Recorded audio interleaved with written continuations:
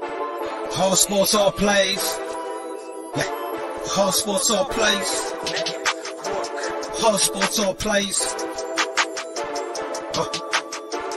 365, we making up plays. You talking the game, get you to the days. We're high in the court, the dime in the lane. Variety topics living the same. All presentation, sports information. Hitting the airways, taking the nation. All sport, all plays, like working your faces. Grace at the field, so tie the laces.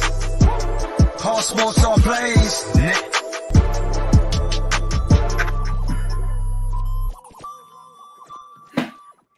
Ladies and gentlemen, boys and girls, welcome to ASAP in the morning. It is April 13th, 2020. I'm joined by Michael, Jay, and Ron. Mike, how you feeling today? I'm doing great, fellas, man. Glad to be with y'all this morning. How y'all doing? Good, hey, good. sir. Yes, sir. Jay McLovin, how you feeling? I'm good. I didn't get my jack this morning, but other than that, man, we're doing great. No issues, no complaints. Great basketball last night. Great basketball. Yeah, bro, you're doing great things, Jay. You're doing great things. One day, I thrive to be like you. Just remember that. I thrive to be like you. Ronald. It's not hard to get there. Hey, listen, I got a 12-step program to get you there overnight. No big deal. So we got it. So let's get it. Ronald, how you feeling, brother? I'm actually effing pissed. I feel like the Clippers basically blew a 3-1 lead last night. Had the Clippers in the Nets in a perfect parlay. Clippers cost me a couple bucks. Wow, you're ready. Depression. You're ready. Depression. The best player, Karl Anthony Towns, fouled out. They were up like 15-4. And even before he fouled out, he was horrible. Mike, baby. Michael. Oh, we got my boy in the house. Okay. What's up, dude? How you feeling, bro? Chilling, bro. It's my first day off in like a month, so chilling. Yeah. I want everybody to take a really good picture with Mike smiling right now. Because if you noticed, the Bulls have not started their playoff run yet. Oh, here we go. I want to see that picture of Mike when those dreams come crashing down. The before and after picture. Wow. Hold on. Can we get a before and after? Yeah. No, hold on. I want the courage of your conviction. Are you guys calling it a sweep? What's going on? I'm asking for a friend. Are you guys calling it a sweep? Nah. Okay. I listen. We'll talk about it later. All right. It's all right. What I'm gonna say is gonna come from a place of pettiness. It's gonna come out of a place of pettiness. So right. I'll give him one.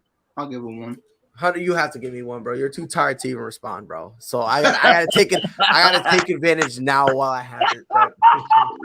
Facts. Ronald mentioned the illustrious, the best team in LA, the LA Clippers, doing what LA Clippers usually do. They had the lead. Everything was looking good. Karl Anthony Towns was playing like caca. Had a horrible game. Horrible. He really did. And then he fouls out on top of all that. Right. So he has a horrible game. Right. He fouls out. It's looking oof. Right. It's looking awful. Right. But all of a sudden, Michael Jordan showed up. I don't know. I don't know, man. I thought Larry Bird was about to say, nah, bro, that was Jesus out there, bro, because it was ridiculous. At the end of the day, old buddy got heated. Anthony Edwards dropped a clean 30 for no reason whatsoever. Yeah, he did. And while we're talking about him, you know who also had a hell of a game? D'Angelo Russell. Yes, he did. Yes, he did. And let's not overlook the mind games that Pat Beverly was putting on the Clippers. Oh, we all know that. I told you that yesterday. Patrick Beverly was phenomenal. 2 for 8 from the field, a whopping 7 points. What a guy! His play. That's all though. Patrick Beverly did not have a great game statistically. I'm just saying. We know. Because this is what they bring him on to do, and the way he says things, it gets under your skin. It just gets you, man. Right, which is why. Right, exactly. Which is kind of why he kind of That's why they put him Chicago- on the best player. You know what I mean? You said what? He Mike? come with that Chicago mentality, man. He's from Chicago. Come with Chicago mentality. We don't Damn, claim Mike, him. is that he not one of us? We don't claim him. Damn. Patrick Beverly's that dude at the gym that always just gets into a fucking fight every 5 minutes. We don't claim him. We don't claim him. Meanwhile, that's literally all of Chicago. Gets a fight every 5 minutes. So it's fine how you don't claim it. Yeah, but Come on, Mike. But You already know what it is. it's different when you put up 30 and beat somebody's ass versus put up 2 points and beat somebody's ass. It's I like feel you. I feel you. But Paul George, the streak kind of. 10 for 24, Mhm. 34 points. Yep. Had a horrible, I think it was second quarter, that was abysmal. Dude literally couldn't get a bucket. I think he's on a max contract, and the dude still couldn't buy a shot. Mhm. Jay, let me start with you. Clippers had a double-digit lead. They looked like they were on cruise control. I took a poop, came back. Timberwolves got the win, celebrating like crazy. And I was like, what did I miss? I was like, what is going on? Yeah. Did the Clippers win it? Or did the Timberwolves win it? Or did the Clippers just kind of choke it out? I mean, hey, listen, not taking anything away from the Clippers, man, but I just think Minnesota stepped up their game, not only defensively, but they stepped it up, from the shooter perspective. And Edwards between him and D'Angelo, man, they were just shooting lights out, man, like you said. And I think the Clippers just got outmatched, man. At the end of the day, man, I think not having Kawhi there kind of hurt them. It's not over for the Clippers. I mean, they got one more chance to make the AC, but Don't forget about honestly, man, I said, don't forget about Pandemic PJ. Yeah, exactly. I think they needed more from Paul George, and they just didn't get it. Well, I would like to see the Paul George from last year's playoffs show up. No. Last year's playoffs was not it either. For every game he would drop 40, there'll be another one he took 41 shots. I get it. I mean, and that's just kind of what you get from him. But he still made it pretty competitive, though. Come on, Pride. He still kind of kept it competitive, even without Kawhi. He kept it competitive because he's the reason they lost. What are we doing here? He kept it competitive for the wrong reason. I counted like 13 missed shots in a row from PG. I was losing. I think that was in the second quarter, and I think Into he the missed third. like the first. Yeah, I think like the first. What was it? 3 shots he took in the third. He missed. Dude, Yeah. I was just like, welp. I was, and I said this. I was like, he's gonna drop 30, but it's not gonna be a clean 30. It's gonna be a 30 where you're kind of like, okay. You called it. It took him 60. It took him 60 shots just to get to 30. Call it for what it is, Pride. It's a Russell Westbrook 30, and that's okay. No, we're not. You're not allowed to say that because then bitches leave the group chat. Because oh my bad. I said that out loud. I said that out loud. I've been gone too long. Tell us how you really feel. I've been gone too long. Bro, I can't because then casuals are gonna get mad at me and go, "What's the Westbrook with your MVP?" And I'm like, "All right, cool, whoop de doo." Like I understand I was an MVP. He was an MVP eons ago. All right, like MJ was an MVP. You tell me right now you can put him in the league and he'll dominate. Spoiler alert: no, he won't. Like, come on, bro, he's too old. That's just the fact of the matter. Like Mike, you can do that. We saw him with the Wizards. Possibly. Dude was looking like the SpongeBob meme when he's naked. He's got his hands on the rock. He was looking like that, putting up 20. What if he's just been training the last 20 years? You said what? What if he's just been training in his gym in the last 20 years for a Imagine if he's been training, he put away the cigars, wasn't drinking, and imagine if he was in better shape now than he was in his prime. Hey, LeBron puts $1 million in his body. Jordan's been putting 2. Yo, that was that's hilarious. Waiting for LeBron to turn 37. Now he's ready to lace him up. He's like, all right, let's go. Ron. Let me ask you something about the Timberwolves, bro, because this is something people have been extremely hard on Karl Anthony Towns. Hello. He had a horrible game. I'm not even gonna try to pretend he did it. At one point, I think at the point he got his 4th foul, I think he still only had 2 points. I think at one point he literally had more fouls than he had points. He ended up with 11 points, 11 rebounds, so he got a double-double. Bless his heart. Horrible dog shit game, brother. Oh no, he didn't get a double-double. Damn, Karl Anthony Towns is dog shit. They should release him. They should release him. I hope he gets released. I'll take him. 100%, bro. Nah, that was gonna be my segue. Like, hey, come over to Boston, bro. We'll treat you right, brother. How about this? I'll give you him, but I just need him for this Bucks series because Vooch is gonna get. Did you see the picture? But Ron, based on this one game, people on Twitter are making jokes saying this is what Jimmy Butler said, even though Jimmy Butler hasn't done shit since he left.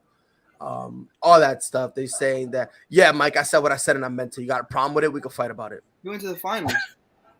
He went to the finals. He went to the finals. Hold on. He got to the finals once, and what'd he do? They asked him, "Yo, we're gonna put the load on you as the best player on our team. You're now gonna have to literally play every single minute." And the guy was playing worse than his facial hair. Yeah, his facial hair is very bad. Jimmy Butler has an iconic playoff championship meme that will live on forever. I don't want to hear it, Pride. Okay, and that's fine. And that's fine. And guess what? My dick size is a meme. You don't see me riding that moment. You don't see me trying to brag about it. Did you fuck Rachel Nichols in the bubble? You know what? Listen, she wouldn't want me, all right? Because she's too busy looking at Crooked Smile over there, bro. How you look? She out here messing with a homeless J. Cole. I don't want to hear nothing about it. It is. I said what I said, and I don't care. I don't care. I never understood why people called him a superstar. I never said he was a superstar. I said no. I'm just explaining where this is coming from. I'm just explaining where this is coming from. I just think if you look at all right, so you put it, and this isn't to get off total topic, but it's you look at what he did after Minnesota. It was Minnesota, then it was Philly, right? Yeah, it was Minnesota, Philly, and then he went to Miami. He went to 3 Eastern Conferences, lost 2. Pride, I'm being real with you. Lost 2. Went to the finals once, lost that. And got the number 1 seed this year. So I mean, if you're comparing it to what he would have done in Minnesota, I feel like he's done a lot more because I don't think he would have did that in Minnesota at all. And I think it was better than staying there, but it's not called. But he ain't no superstar. The point I'm making is Minnesota to the playoffs for the first time in 15 years. And then what happened to them? Pride. And then what happened to them? I hate that though because if you have a dog shit organization, exactly.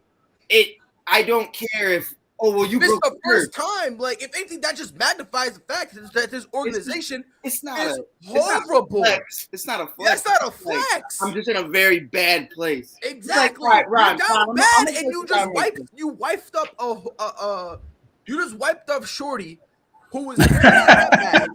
She looks generic as they come. Right.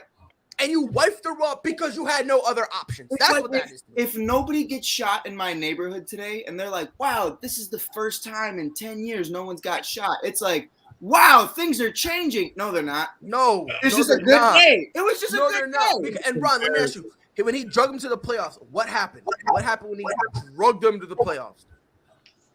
They got washed. So thank you for coming to my TED Talk. It's true, though. It's true. I'm gonna say this in my dying breath. If Jimmy Butler is your best player, you ain't doing nothing. Right. And I've always said that. That's why Miami's so weird to me because it's who's their best player? And you kind of look around and you're you're all kind of 1A, 1B, C, D, E, F, G, everyone except Victor Oladipo kind of gets that mantle at some point throughout the season. And it's kind of a problem to have that you really don't have that definitive, this is the guy. Well, fellas, Jimmy Butler is a superstar because guess what? He got a max contract. Max contract doesn't make you a superstar. It don't? It don't? No, it doesn't. Yes, it does because they're willing to pay him. No. Here we go again. No, I'm not wasting my time with this. I'm not. Let it go. Because by your logic, then Tom Brady's dog shit because he doesn't get the max. Comment. Do you know coming to my TED Talk? You know, coming to my TED Talk. By your logic, Kirk Cousins is a better quarterback than Justin Herbert because he gets paid more. Because the team that pays him think so. Yeah. Come on, y'all. Yeah. Again, a historian doesn't mean you can analyze and break down the game. Just because you get paid as a superstar doesn't mean you are a superstar. Henceforth, why there are such thing as a horrible contract. Russell Westbrook is a superstar. Mike,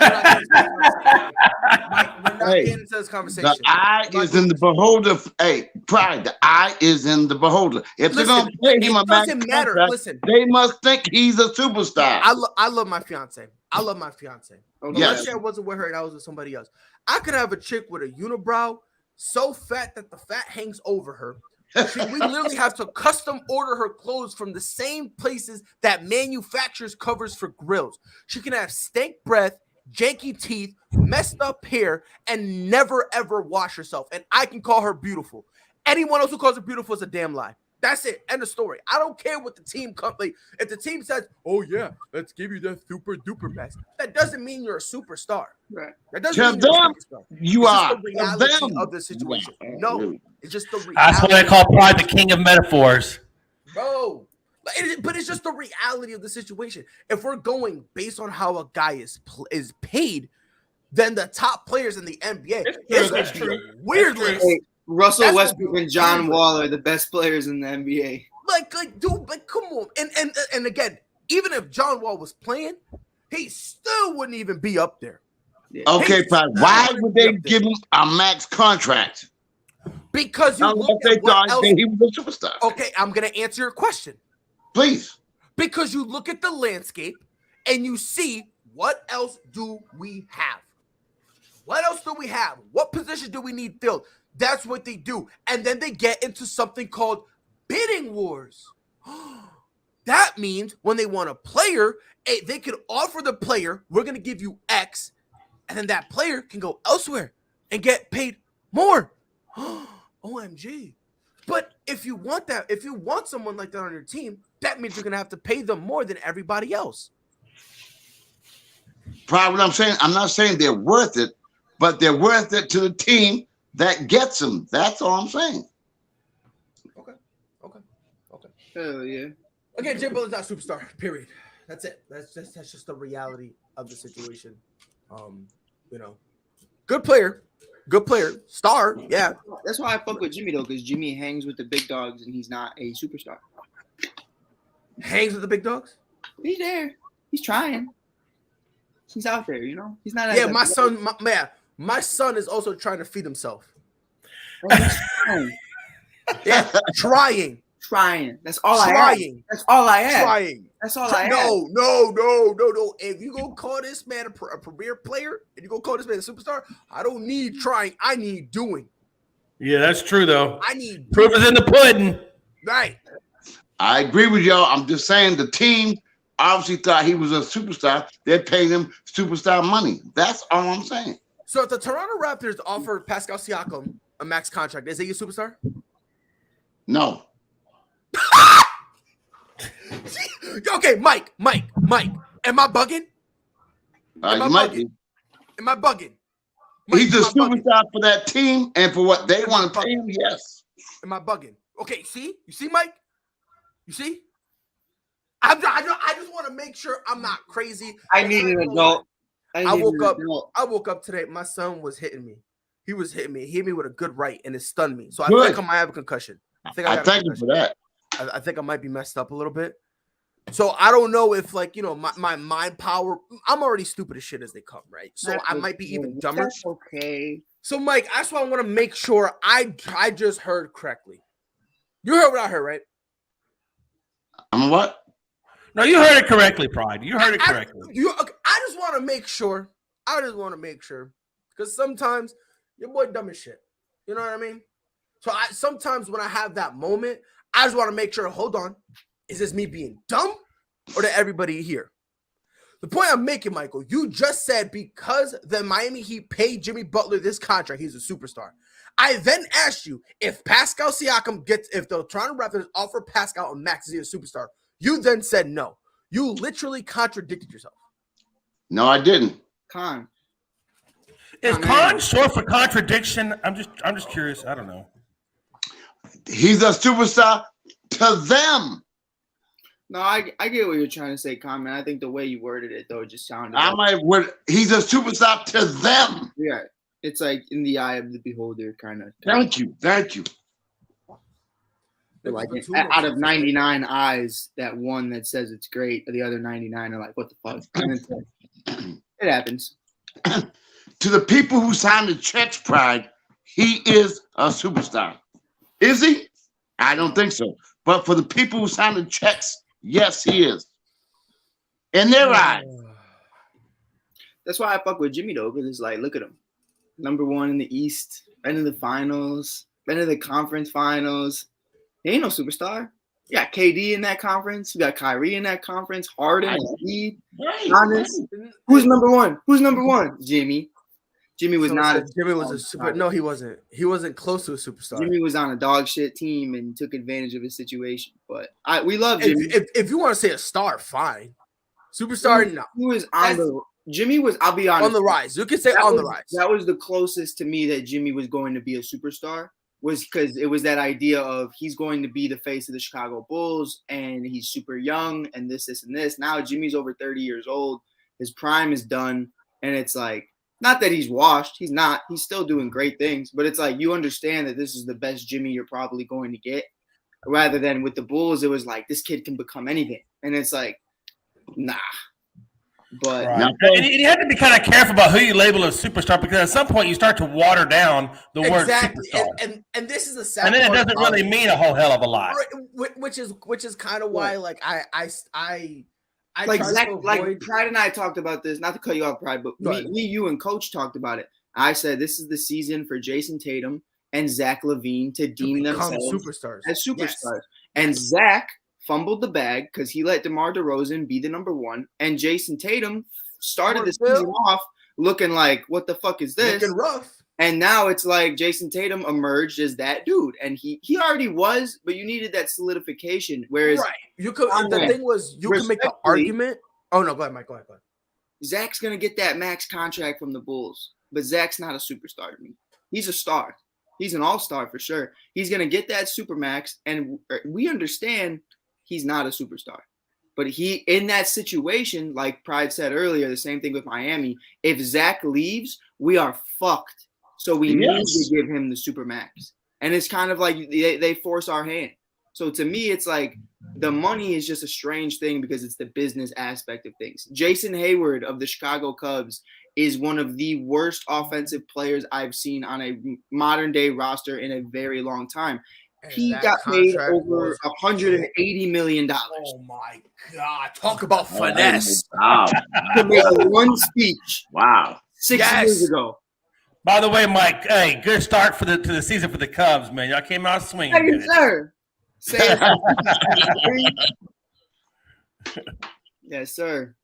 Oh, I'm still, by the way, Mike, I'm still looking at that top 10 NFL wide receivers list. You tagged me in, bro. Yeah, I saw that. That was ridiculous. I mean, it was garbage. I was kicking everything in the room. I just shook my head. I purposely took off my. When I saw Tyreek Hill at number 2, I said, "Oh, Pride has just got to be barfing his head off." Looking. I was at work, right? I was at work and I saw the list. I purposely took off my steel toe boots just so I could kick a concrete wall and feel something because I was just that.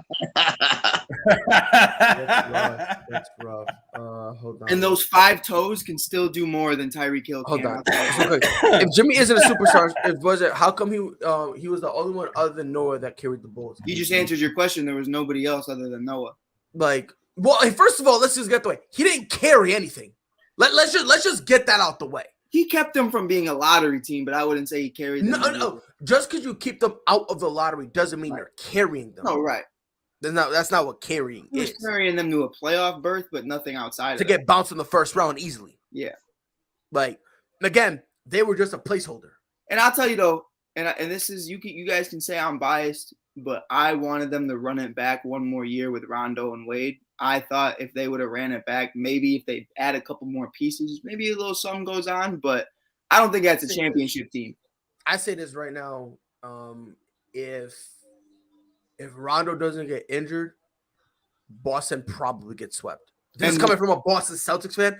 I genuinely believe, because I believe we like that year we were one of, if not the most overrated number 1 seed in the history of the game. And in my opinion, it's like, in my opinion, there was 3 big ones at that time. It was, well, a couple years after that, the Utah Jazz from a couple years ago, right? The Boston Celtics, and then the Miami Heat. Oh yeah, this year definitely not the Miami Heat's out in that conversation. And then I think it was a 2014-15 Atlanta Hawks, the ones where they had the number 1 seed. Yeah. And then the only people who had any logic was people outside the Atlanta area. Everyone's like, "Oh yeah, they're gonna beat Miami." We're like, "Key, y'all lucky if it goes 5." Right. You know what I mean? But like, yeah, man. Those 4 are by far the most overrated 1 seeds right. in the history of the NBA, and it was a literal waste of a 1 seed. Like, I would rather have the number 1 seed be empty. Yeah. And again, I'm putting the Celtics in there, and I'm a diehard Celtics fan. I know. Celtics fan, Michael, you know this. I know. I'm a diehard. We all fan. know I know too much, but no, we was by far completely overrated. If Rondo doesn't go down, we. I say 4-1 because I didn't want to say sweep, but we're potentially looking at a legitimate sweep. All right, my question to y'all is: can you have a superstar as number 2 as opposed to number 1? Point being, like a Scottie Pippen. Some players who have that superstar category are better off as a number 2 than a number 1. What? It depends. Oh, it depends. Yes, because are you a number 2 because you can't handle being a number 1? You got the superstar talent and can't handle being a number 1? Or is there just someone better than you on the team? Or how about you feel better off somebody else? I guess that's like James Harden. Yeah, like James Harden right now.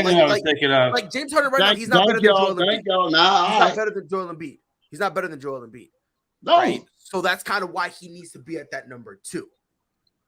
So it's like, I'm not really gonna knock him because in the situation that he's in, it's better for him to be a number 2. Or you have like Kyrie and KD, where it's just like they where they're both nice, but it's like you didn't say anything though. You asked the question, so how can you just say, "Oh, he made a point"? You just asked the question. How about Russell Westbrook, man?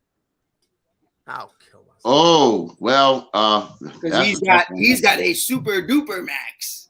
No, so he's a super duper star. He gets $47 million next year. Correct. So he's a super duper star, right? Yeah, not this year. Not this year. No. Performance doesn't matter. It's really what they're paid. It's all about commercials. Well, apparently, Rod trying to be all political. Shut up, Rod. You think you got me right? Again, I said the team that is paying him think that he's that level. Otherwise, they wouldn't pay him. But they tried to trade him. Thank you for coming to my. Yes, they did. Who? Bro, they were trying to grab it. They didn't want. Oh my god! Every team he's been on. Thank you. They literally reached out to every single team, and not a single team wanted him. Not a single team wanted. They reached out to Shanghai. Thank you. You don't understand when you're reaching out to Shanghai again. Okay, the only team that was talking about him was Houston. Straight up. But if you guys remember, no. Houston was the only team that answered the phone before they got to Houston. Every other team saw the phone call, every other LA Lakers, and they were like, they literally called every team and said, "Hey, what do you want for Russ?" And with Houston, they answered the phone and they were like, "Okay, well, you need to give us a lot of picks for us to take Russ." Pride, you're right, but you're wrong. What I mean by that is, you're right. They didn't want a lot of picks. They wanted to pick in 2027 because that was the first round pick. There we go at it again. That's the problem. That's why Wall didn't go to the Lakers.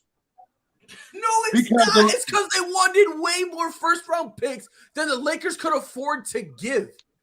The pick in 2027 was the key. Look it up, man. I agree with you, Mike. They wanted that pick. Thank you. Somebody got my back. Somebody. there's more. First of all, there was more than just it. You're acting like, oh yeah, if we give you this one pick, we'll give you Russ. No, that wasn't the case. Yes, they wanted that pick, and the Lakers would have given it to them. The problem is they wanted more. They wanted more picks, and the Lakers didn't have it because the Lakers pulled the Clippers and done trade every first-round pick they had imaginable. The Lakers suck. Hi, Jay McLovin. How are you today? Man, you know, hey, I'm doing well, man. I just like seeing Pride, go down the rabbit hole of Michael, even though he doesn't want to go down the rabbit hole. It's like a voided black hole vacuum that just sucked him into it. And Mike, I said specifically, there's a time limit, and you know what I just realized? I think I'm the dude who keeps ruining the time limit. I'm convinced it's me. At this point, I'm convinced it's me. You gotta run the tape back at the end and then find your sources. Yeah, 100%. I truly believe that there are certain keywords that you can use to basically have Pride just go on a long tangent. Oh yeah. Oh no, Michael, you're the same way too, brother. Yeah, I am. Michael. Okay. So I just wanted to make sure you weren't trolling. So the Raiders just signed Derek Carr to a 3-year extension. 121.5. 121 million. Mike, I think he's worth it. I think he's worth the 3 year. I think he kind of earned that. 110% he's worth it. I don't care what anybody. You know what I'm saying? And especially now that he's got Devontae Adams. I mean, how much better is he going to be now? That team. I mean, it's gonna be crazy. He's been nice. Just everyone hates them. Everyone hates him. Derek, bro. Don't you dare do that TikTok thing and like, hey yo, hold on. Eminem wasn't on the list? And Gucci was? Don't you dare shut up. Brother Derek. Yo, I don't want to hear it, Mike. Nah, I was diehard defending Derek. I've been defending Derek for years. That's my boy. We'll talk about that later. He used to be free Derek, but I guess Derek has been free. Hey, yo, stay locked up. They giving him help, so I ain't even gonna complain about it. But next game, gets back. Brooklyn Nets beat the Cleveland Cavaliers to get the 7th seed. God bless them, man. It was dumb as fuck. This was by far stupid. By the way, I didn't understand. Like, I went to school and they told us about Ramadan and I still didn't understand it. So like I literally asked, like, because they were like, oh my God, he's been fasting. I was like, didn't we just catch him like on the court or on the sideline eating like a straw, like a little fruit thing? Turns out you can eat, I think, after sunset. Certain times. Yeah, there's like certain times you can eat. Yes. So I didn't know. I was genuinely confused. I know all about that, bro. I was genuinely confused, and I asked, and like there's like 3 fanboys. They were like, "LOL, he didn't get caught," and I'm just like, "Dog, I'm just here to ask. Like, I don't even know what's going on. Like, I'm just asking." You used the word "caught" sounds like they're accusing, and it's like, like I maybe it was that. But then I had a dude who actually practices Ramadan, like on TikTok. He reached out. He was like, "Oh no, bro, look, you can eat certain things at certain times." And it's basically like more at night. And I guess I give anybody who does that all the credit in the world, man. It's crazy. Doing that and then hooping. Sheesh. Yeah, my boy Muhammad, at Wrigley, we work every day. You know how physical it is that I do Pride, and it's like that man, don't miss a beat. That man don't miss a beat. I don't know how I would be dead. Dead. My guy, he dropped 34. I'm about to stop eating. And this is something that no one even talks about. He played 42 minutes. So it's not like he was just in spurts. My guy was playing whopping 42 minutes. Free Kyrie. That was it. Is it concerning that Kyrie and KD had to have these incredible games and still barely beat the Cavs, though? Cavs are a good team, Ron. I was about to say, like, well, I think it's a mixture. I think it's a mixture. I do think it's a mixture. Again, but you also need to take into consideration, like, this team, no matter who you get, they're gonna be KD and Kyrie or bust. Yeah. I think that's how they built the team. You do have guys who can step up. Right. You do. Right? Like Nick Claxton, he gave you 13. Brown gave you a solid 18. Drummond had a day too. Yo, he gave you. He came out here with 6. Yes, 16-8, Mhm. which is nice. Which is bad though, because he didn't do literally a single thing in the fourth quarter. But that's okay. But again, that's fine. You don't need him to pop off in the Right. fourth. Right. You know what I mean? So that's kind of why you can give him a little bit of a pass. You didn't give me You one got rebound. guys who can step up. So I think what Brooklyn, and this is something I've kind of noticed all year. Brooklyn's thing is, all right, KD, you're gonna go hoop. Kyrie, you're gonna go hoop. Now, if one of you guys have a bad night, now we'll turn to somebody else and say, get us out of here. You know what I mean? Like, that's kind of what I noticed about it. That, like, if Kyrie has a bad night, or when Kyrie was out and it was James Harden, and James Harden had a bad night, they would turn to somebody else and say, like, and remember, in the beginning of the year, it was Patty. Then after the James Harden trade, it was Seth. Mm-hmm. So that's kind of what they would do. So it would kind of be like, we're going to ride our two superstars. If one of them is out, if one of them is hurt, if one of them just playing bad for some reason, now we're going to go and point to someone else and say, all right, Goran, this is your opportunity. Or Seth, go get me 25. Patty Mills, I'm gonna need 16 from you. Right. And they have guys capable of doing it. You know what I mean? Like, we've seen Patty go on a phenomenal stretch where, like, everyone was like, wow, this dude really turned it back to the hands of time. We've seen Seth play in stretches where he almost looks better than his brother. Like, we've seen them, like, we've seen those stretches. So I'm not mad at what the Nets are trying to do, but I will say this, Ron, a little bit to your point. What if your entire team, top to bottom, kind of has this moment where they all get clogged, and it's that moment you just got to turn to your superstar, and they're still having a bad game? It's like, I think that's that moment you have to look at Ben Simmons and say, where are you? Yeah, absolutely. Yeah. Yeah, because I'm pretty ready. sure if they said he's ready, it's just whatever.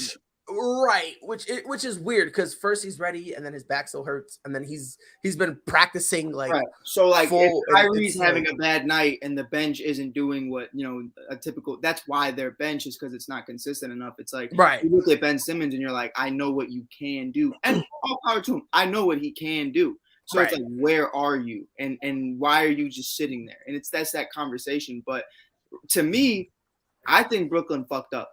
I think they should have lost this game 110%, because if they lose this game, they would then have to play either Charlotte or Atlanta, which I think they could easily beat either. And then they would be because here's how I looked at it.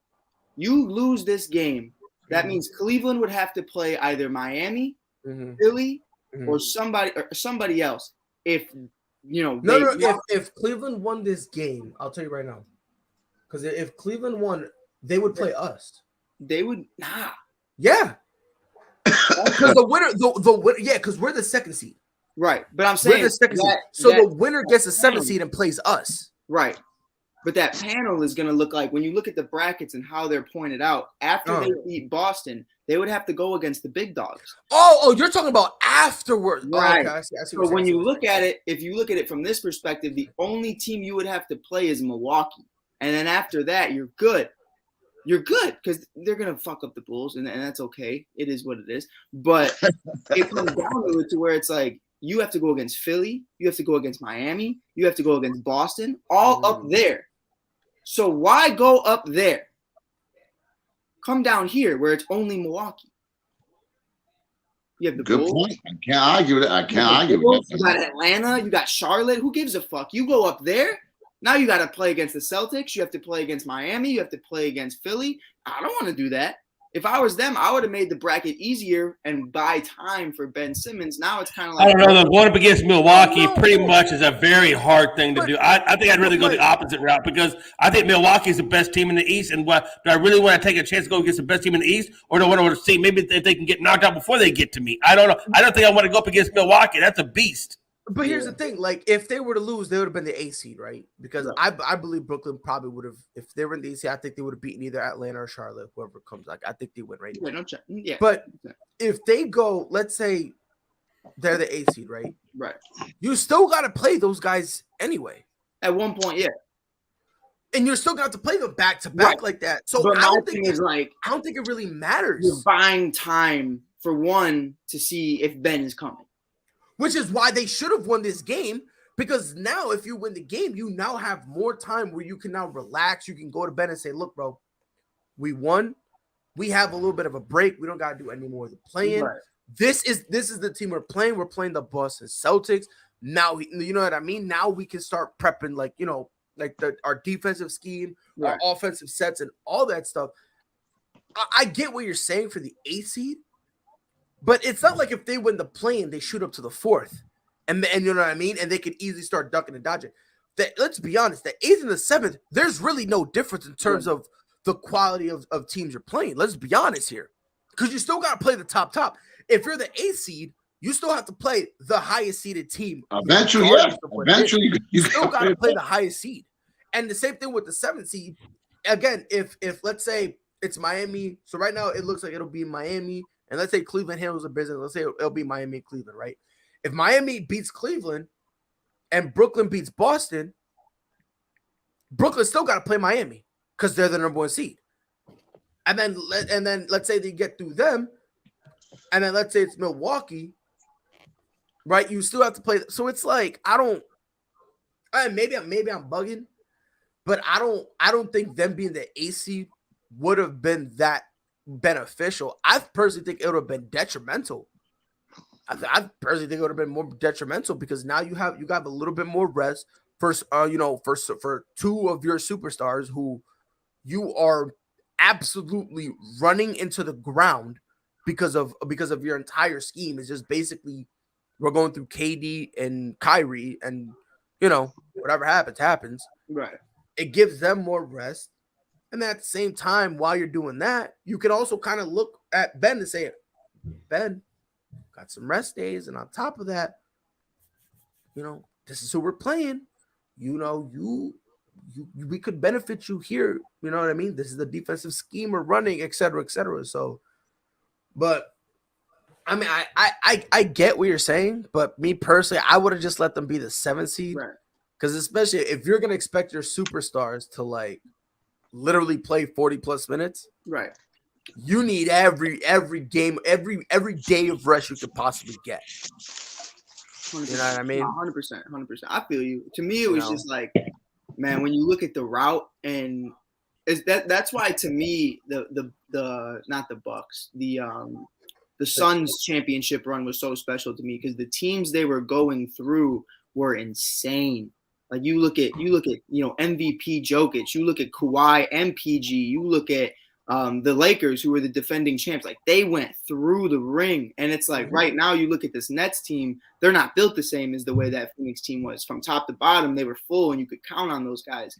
And now it's like, you kind of look at it right now, and it's like if Ben Simmons come in, we're gonna win a championship. If Ben Simmons doesn't come in, we're gonna hope to win a championship, but who knows? And it's kind of like that's not the kind of mental. Yeah, and like you said, planning for schemes. Like you don't want to plan 1A and 1B. Hey, this is what we're gonna do if Ben doesn't come, and this is what we're gonna do if Ben does come. You want a full scheme. This is what we're doing. So to me, it's like if you buy that time by playing Atlanta or Charlotte, it's like now you play the Cavs. So you basically play 2 playing games. That buys you more time. And it's Kyrie and KD. It's not really like, okay, but what if we lose that game? If you lose that game, you just didn't deserve to be in this playoffs. That's period. Trae Young, all power to him. Hey, Triple B, all power to him. Love LaMelo Ball too. But at the end of the day, if you're losing to LaMelo Ball and Miles Bridges and you're Kevin Durant, Kyrie Irving, I don't know what to tell you, bro. Like that's on you. That's on you. So it's like I think it buys you just a little bit more time, and then you would play. You would either play the Bulls or you would play Milwaukee. And 9 times out of 9.9.99999 times going to play Milwaukee, unless DeMar DeRozan decides 50 wasn't enough and he's going to be Wilt Chamberlain and score 100. But and you're still going to lose by 5. But it's all right. Right. That's all right. Damien said, question, instead of having this playing crap, which is very confusing, or is that going to be bad for to have the 9 to 10 of the playoffs so it could be even? I think you should have just left it at 8. I think the playing thing is stupid. Yeah, it was cool. It was cool the first year, but sure, but I don't. Ron, you seem like you're about to get mad, so I'm gonna hand it over to you in a minute. I promise. I'm gonna let you, do your thing. But I feel like it's dumb because the teams that you're kind of trying to get into the 7th, like the 8th, like Mike says, if you can't be a top 8 seed, you don't deserve it. Just I don't care what notion it is. I don't need a team right now that's 34 and 48 have a legitimate chance to be in the play-in over a team that's 42 and 40. You see what I'm saying? There's no way a team that's 36 and 46 should be in the same conversation playoff-wise as a team that's 46 and 36. Like, I just think the play-in is just kind of dumb. I'm not a fan of it. I think it's excessive. You might as well just open it up and let everybody else in at this point. You know what I mean? Because even then, 8, I felt like 8 was fine. It is what it is. But then once you start saying, oh, yeah, we're going to open this up, and it's like, now you're kind of just making a mockery of the regular season. So now having a good record to get the seeding now doesn't matter if you're like a set, you know what I mean? And again, you're letting bad teams in. So if you're letting bad teams in, it doesn't matter. I don't want to hear shit about, oh, it's generating money. No, it's not, because the teams that are in there are some of the least viewed teams. They're getting paid. Oh my God. Again, the less viewed teams. Less few teams. Just ignore him, Mike. Just ignore him. You can ignore me all you want. I don't care. You can ignore me. Y'all can leave. I don't care. Y'all can leave. If you look at the top right corner, two main goals, Pride, that the play-in was here to create. It was not here to be smart. It wasn't here. It messes up the complete history of basketball. Yes, it's stupid. I'm not even talking. No, I'm not talking about that. I'm not talking about the history. It had 2 goals that it had to accomplish. It had to stop tanking, which it did, sort of. Teams no, it didn't. No, it didn't. Because the Spurs were tanking and they made the play-in. Name 3 teams that tanked at the top in the middle of the rankings. The Pelicans were tanking. I don't want to. Don't even tell me. CJ McCollum got traded. Before that CJ McCollum trade, they were tanking. Are you kidding me? The Pelicans were tanking before that trade. Bro, the Pelicans were not tanking. They were not taking pride. At the end of the season, we're focused on whooping the Lakers to get into the play-in and make sure the Lakers got out. I don't know what you're talking about. Before the CJ McCollum trade, they were tanking. No, they weren't. They didn't have the talent. Period. Before that, they were tanking. And they weren't tanking. Why? Because they didn't have the talent. When you don't have the talent, what do? You know you're not going to win. Yes or no? Yes or no? Were the Pelicans game at the end of the season more or less valuable? This episode has been brought to you by I think it's a wash. Morning Deuce. I'll be back. I think it's a wash. I think it's a wash. Because to be honest, you're not really going to know because Zion didn't play. Fat boy. So it's kind of like, watch your mouth. It's kind of like, I looked at this as an audition. Like the reason they went and got CJ, it was like an audition for them to try to keep Zion. That's how I looked at it. Wow. There's rumors and thoughts that Zion probably wants to leave. Hey, Ron, you handle that. That don't sound like a tanking team to me, Mike. It does, though. Spurs definitely weren't tanking. If there was no play, I'm gonna put it to you this way, Ron. I'm gonna put it to you this way. If you're gonna say the first half of the season they weren't taking, I'll get you some new glasses. I promise you, I'll get you a better prescription. Because before the CJ McCollum trade, they were. They were prior to that CJ McCollum trade. Okay, Pride. Let me hit you over something real quick. Prior to that. You're an NBA ball player. You on a team. Why would you tank? If you're NBA, you're going to play the best of your ability. Why would you tank unless you guys?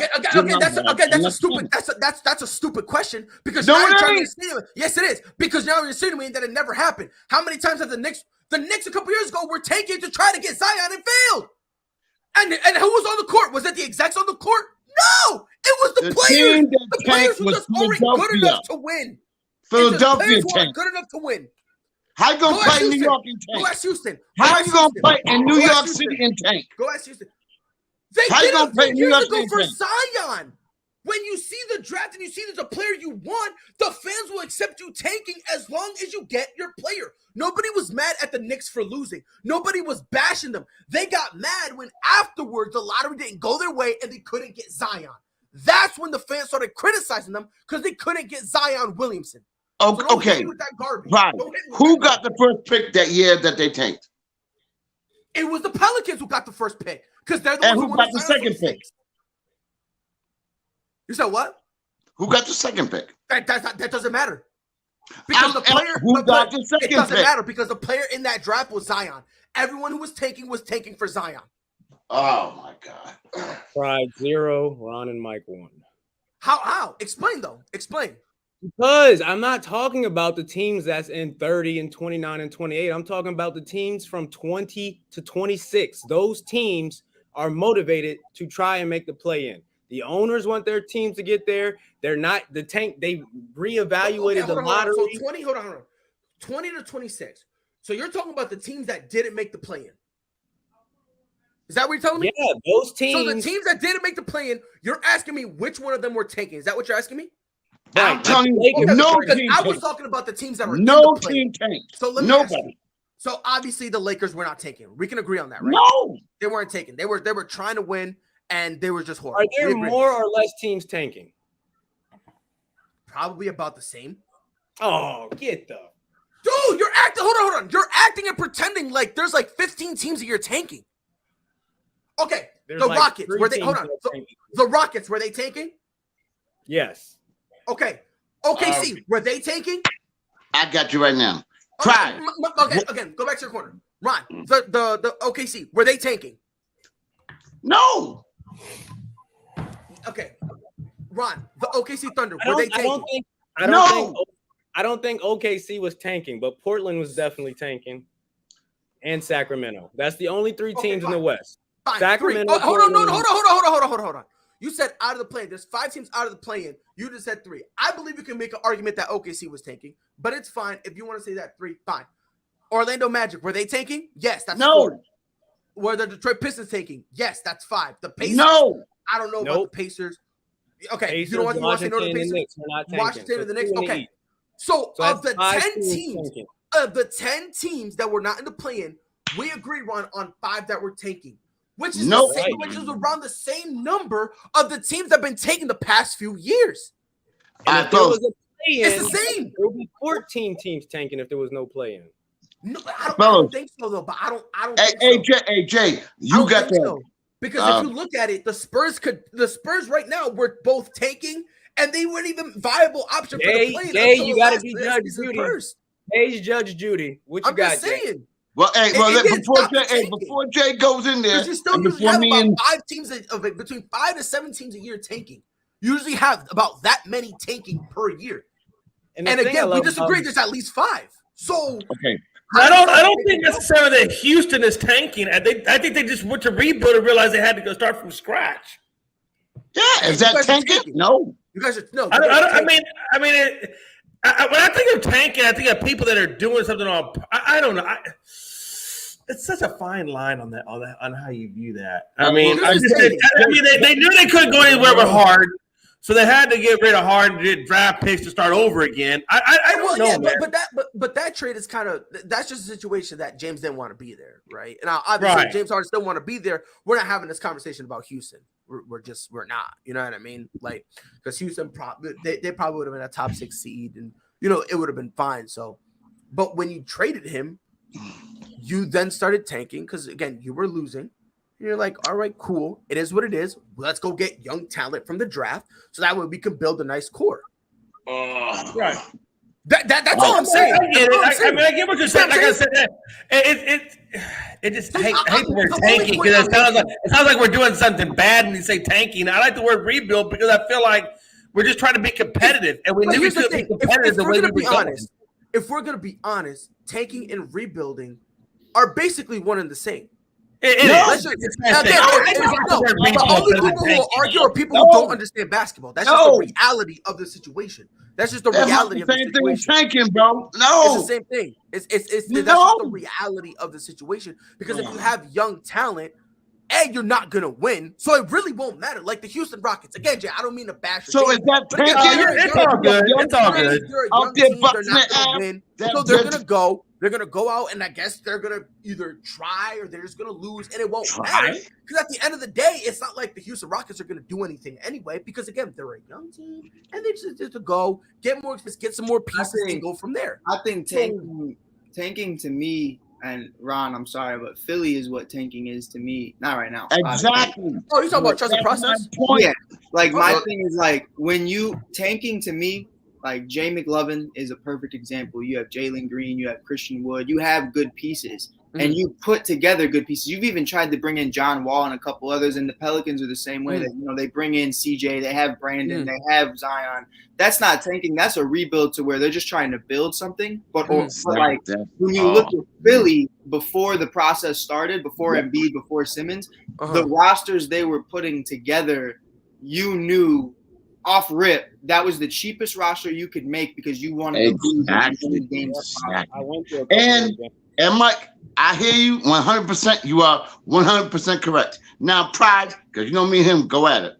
I'm going to tell you right now, after the Philadelphia debacle, because of the tanking, as he says, the NBA has made strides to not make that happen again. So when you're saying these teams are tanking, they're not tanking. They're busting their motherfucking ass. They really didn't. Okay, again, you're a moron. Because if the Houston wasn't taking, where would John Wall be? John Wall wants to play. The Rockets are sitting here. They're not tanking. They're playing the young people. John Wall is sitting. John Wall's sitting because John Wall doesn't want to come off the bench, so he would rather just sit and do his own thing. I mean, because Houston is trying to develop their team. Houston's trying to develop their young talent, so that's why they wanted John Wall to come off the bench. Jay, who's the best player? Pride, you're doing disservice to the young players who are busting their ass. Oh my God! John with that garbage, John with that garbage, It don't matter. Who's the best player on the Houston Rockets? By far, John Wall. I don't care what anybody says. Right now, John Wall is the best player on that team. Right I don't know, man. Hey, Christian Wood is not like top liver. Hey, Christian Wood ain't like top liver now. And let's be honest, even Jalen Green, one best player on the team. Even Jalen Green is putting up 20 points though. Jay, I'm gonna stop you right there because I see what you're trying to do. You can only have one best player on your team. I get it. Is the best player on the Celtics. I get what you're saying that. Oh yeah, Jaylen Brown's not chopped liver, but he's still not better than Jason Tatum. He's still not better. You can say. So what's the point? He's still not better. Again, Mike, be quiet. Be quiet. You try to complain I ain't getting my point. Meanwhile, you keep chatting over it. As I was saying, Jay, you're saying that Christian Wood is not chopped liver. He's still not better than John Wall. So it doesn't matter. John Wall is the best player on that team. If they're not playing him, what does that mean? If you're not playing your best player, that means you're trying to lose. Now, that's what is bullshit. taking again? Trying to that's lose. That's wrong, bro. Thank you for coming to my tent. No. You sit your best player and you're losing, yet that's not tanking? What NBA team's going to try to lose? You're sitting your best except player, Philadelphia. and that's tanking. And that's not tanking. Who's going to go up there and try to lose? Come on, man. Oh. Teams that have no chance at making a playoff so they can get a better. Okay, all right. You say you're a historian. Are you shitting me? Are you kidding me right now? So you're telling me teams don't take to get a better opportunity to get a top draft pick?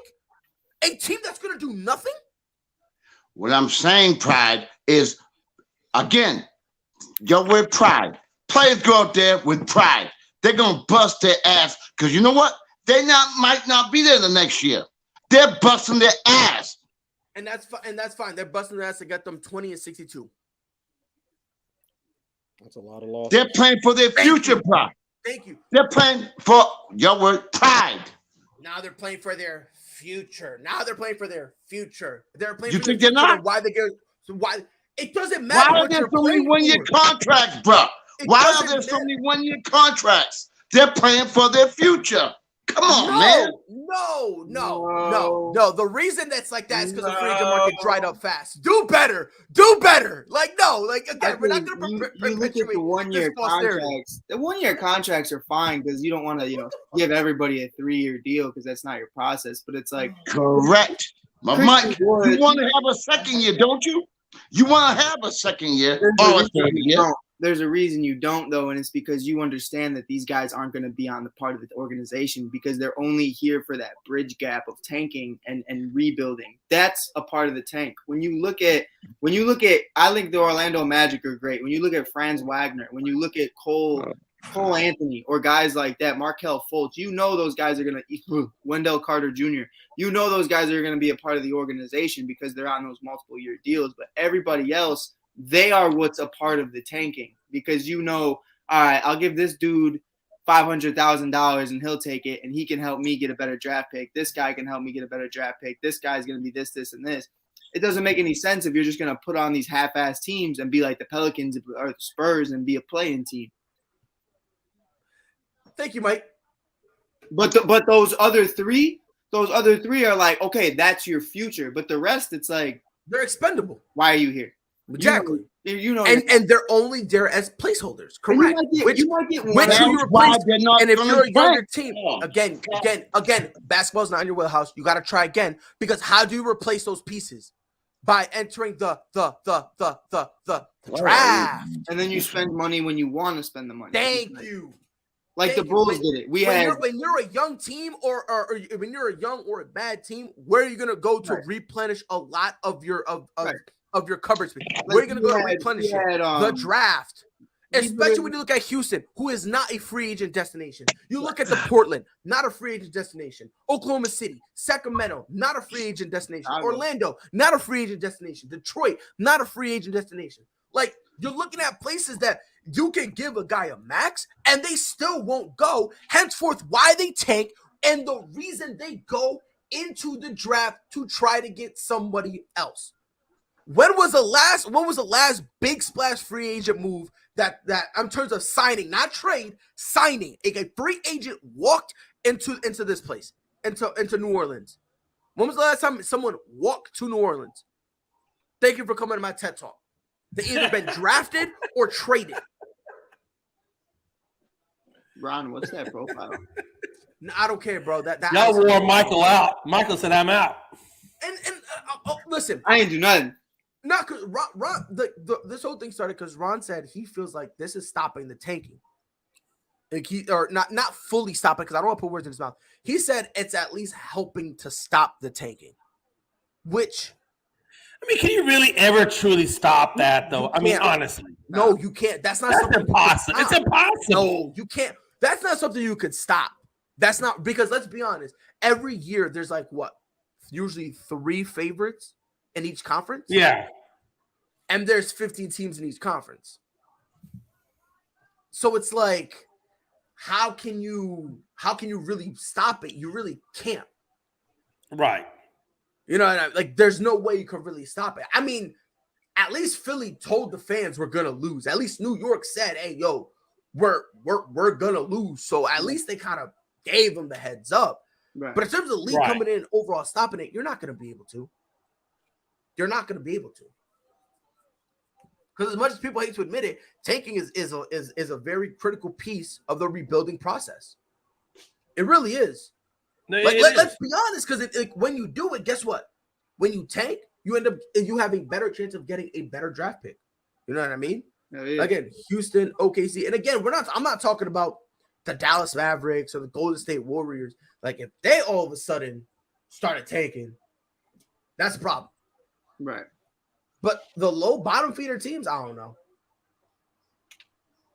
Like, excuse me, I don't like when you call the Houston Rockets a bottom feeder team. Could you please try a different vocabulary? Dog shit team. Is that better? Is that better? You're an a-hole. We're not bottom feeder teams. Thank you. I'm a piece of garbage. You are. You have the second. Hold on. Listen, you have the worst record in the NBA. I like the word rebuild team. Could you please just use the word rebuild team? It sounds much better. Bottom feeder. If Jalen Green can dunk, I'll call it a rebuilding team. Mike Hughes. Mike Hughes. It'll be a little rim grazer, but Mike Hughes with your pretender of a team. You wasted 30 minutes of my life that I'll never get back from that dunk contest. Was it I Anthony didn't waste Cole who it. The dunked in NBA two? wasted it. They chose the wrong Was it people. Cole Anthony? Cole Anthony was the dunked in worst of them all. I watched Cole He did the Anthony most spend generic- more time. He spent more time tying his shoes than dunking. I was like, what are you What the fuck? doing? He's I'm like, tying what his are you shoes. doing? Everyone was like, oh my God. Did Josh see Shaq's face? He was out. Shaq was just like, He was ready to go home. he felt so disrespected. Vine's been taken for years, and now look where they are now. I'm not saying taking works. It doesn't work for everybody. Just because you have the number 1 pick doesn't mean you do the right thing with it. Right. You know what I mean? But And taking is there. You still have to sign people. You still have to. Right, No, yeah, taking it's is not there anymore. I hate the word tanking. I don't care that if word. you hate the word tanking. That's what's happening. I hate No, the word it's not. terrorism. I hate the word terrorism. Buildings get blown up. Okay? It's just the reality. I don't NBA care what you teams hate. do not tank now. They don't tank now. Philadelphia did. Absolutely correct. Telling y'all, man, NBA. Ron, welcome back, Ron. Yeah, Ron, come help me out. Because NBA teams out there busting the ass. Oh, yeah. for 82 Oh, yeah, games. Michael. They Come ain't Man, they on. busted their ass going 20 and 62. Michael's Busting gonna get their help ass. from the king of tanking over here, Sir Oh. Ron from Philly. Because they don't have the talent. Doesn't mean they're tanking. I think okay, but Michael, hear me out. All right, and this is just me and you having a conversation, right? Yes, sir.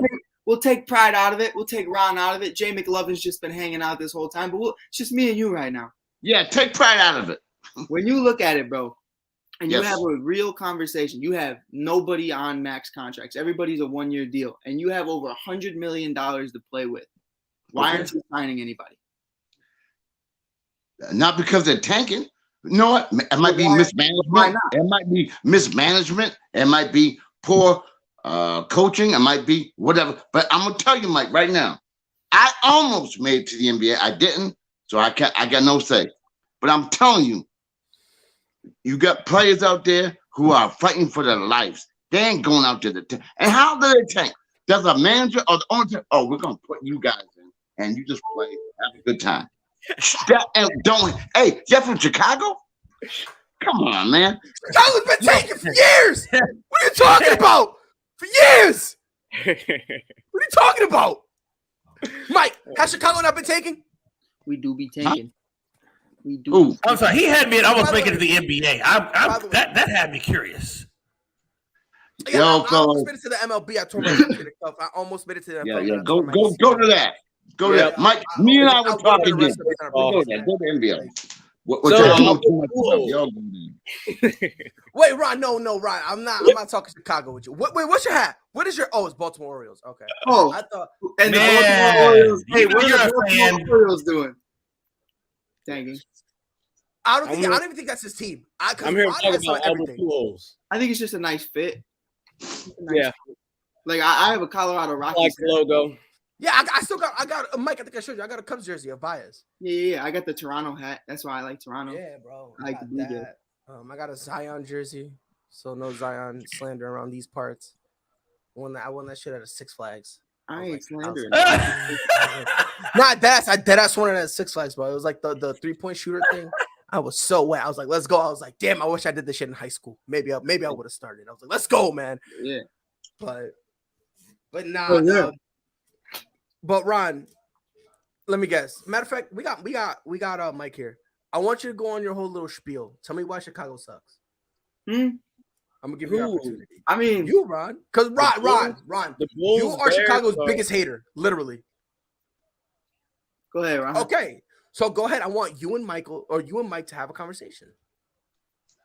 So, Chicago is one of the biggest metropolitan areas of the United States. What's going on right now? What? It's a setup. Nah, it's a setup. Give him a minute. I'm coming at all of Chicago. When was the last championship? Oh, wow. Okay. I thought we were talking about the Bulls. Okay. Oh, gee Hey, whiz. Pride, Whoa. Pride, 2021, the Chicago Sky, 2016, the Chicago Cubs, 2010, 2013, and 2015. Hit him up. Hit him up. Hit him up. You want to talk about it? When was Okay. the last? Hey, guess what? Yesterday Zach Wheeler pitched an amazing game. It was a one-hitter. Y'all lost 2-0 because your $350 million guy in Bryce Harper couldn't hit water if he fell out of a fucking pontoon. Well, hold on. Yeah, Bryce Harper is he's hitting his slump. But what's that third baseman? He did 3 errors, and he was like, I fucking hate it here. I was like, yeah, yo. I'm like, hey, and they caught him. Hey, Pride. They what? He what? He what? He what? He hates it here? He said he hates it. So he sounds like a true Philadelphian. Because they all and to be fair, to give him credit, This is true. He went, they asked him about it, and he said, I said it. It was in the heat of the moment. And then I think he went to pitch hit. Was it yesterday? I think yesterday he went to pitch in. And because of his honesty, the Philly fans actually gave him a standing ovation. Here's my thing, though. I say that all the time, and I don't actually mean the place I'm at. Like, if I fall down the stairs, I'll be like, I hate it here. But I don't think he meant that he hates it here, like in terms of Philly. I think he was mad. I hate the situation. Right. Like, I hate the fact that I'm in this situation for 3 years. Pride's heard me say it on air. I hate it here. Yeah. I never mean the ASAP network. I just mean the situation. Yeah. Right. I hate it here on Earth. Ron, you need someone to talk to. Well, Ron, we can set you up with people to talk to about it. Yeah, we can set you up. Yeah, bro. I promise. It only gets worse. I promise. It only gets worse. I would say it gets better, but then I'm lying to you. Yep. I can't lie to you, Ronald. I love you too much. I just can't lie. So Ron, was your metropolitan thing going anywhere? No. He was. He was gonna come legit at all of Chicago. I didn't know that. I thought this was gonna be a Chicago Bulls conversation. Swear to God. And then when he said metropolitan, I was like, Mike's the one that brought up Chicago Sky Championships. I'm like, what? Who? Who? Oh, don't do that. I gotta intervene right now, y'all.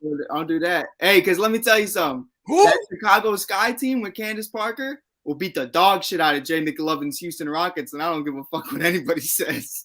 Wait, say that one more time. Wait. I said the 2021 Chicago Sky with Candace Parker will knock the dog shit out of Jalen Green.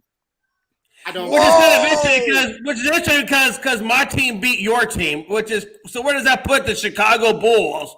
Honestly, you're like right next to the Cubs, right next to the Girl Scouts. Matter of fact, you might want to draft Michael Canseco since he was going to be an NBA player anyway, and put him on your team. You might actually have a shot. This close. No, I didn't make it. No, I wasn't that good. No. Yo, every time I hear the word Canseco, I think of Jose Canseco, who basically it's Canseco, not Canseco. So hey, listen, I was pretty close. Deal with it, okay? Everyone who was doing steroids. the Canseco book. Oh man, God bless him, brother. God bless him. Hey, let me tell y'all right now. I'm gonna end this real quick. That's wild. Each and every one of you all, right? Y'all had, I hope, some athletic skills. I hope. I did. Would you go out there and play? All in the right forearm. Not to your best. You played not to do my best? Yes. Hell yeah. What? Now, again. You would play not to do your best. Are you sneaking me an extra check under the table? Because if so, I'm going over. All right, you know something? Yo, hey, Pride. You know, I think I got going to rehab because of you right now. But let me tell you something real quick. I did too. I had to go. Hey, I'm gonna bring Mark Aguirre from Chicago. Mike, you know what I'm talking about. On the show. I want you to say what you're saying to him. Me, I'm nobody. I didn't make no NBA. I ain't all that. But talk to him like y'all talking to me. I want to see y'all do that. And think I'm bullshit. Mark McGuire? Please. That's a baseball player. He wasn't on the Cubs. A baseball player? You said Mark McGuire. Mark Aguirre. Oh, I'm sorry. I didn't hear what you said. I thought you said Mark McGuire. What is your? I thought so too. I was a little confused when he said that. I was like, man, he must have some dementia or something. But nah, bro, it's one of those things. Come on, man. If I got 10 games left in the season, bro, And it's like, I understand if I lose all 10 of these games, I'm going to have some raw-ass 19-year-old come and join my team next year. Kind of like Christian Wood. Christian Wood was like, yo, fuck this. Lost those games. Now he has Jalen Green. Now everything's a lot easier than it once was.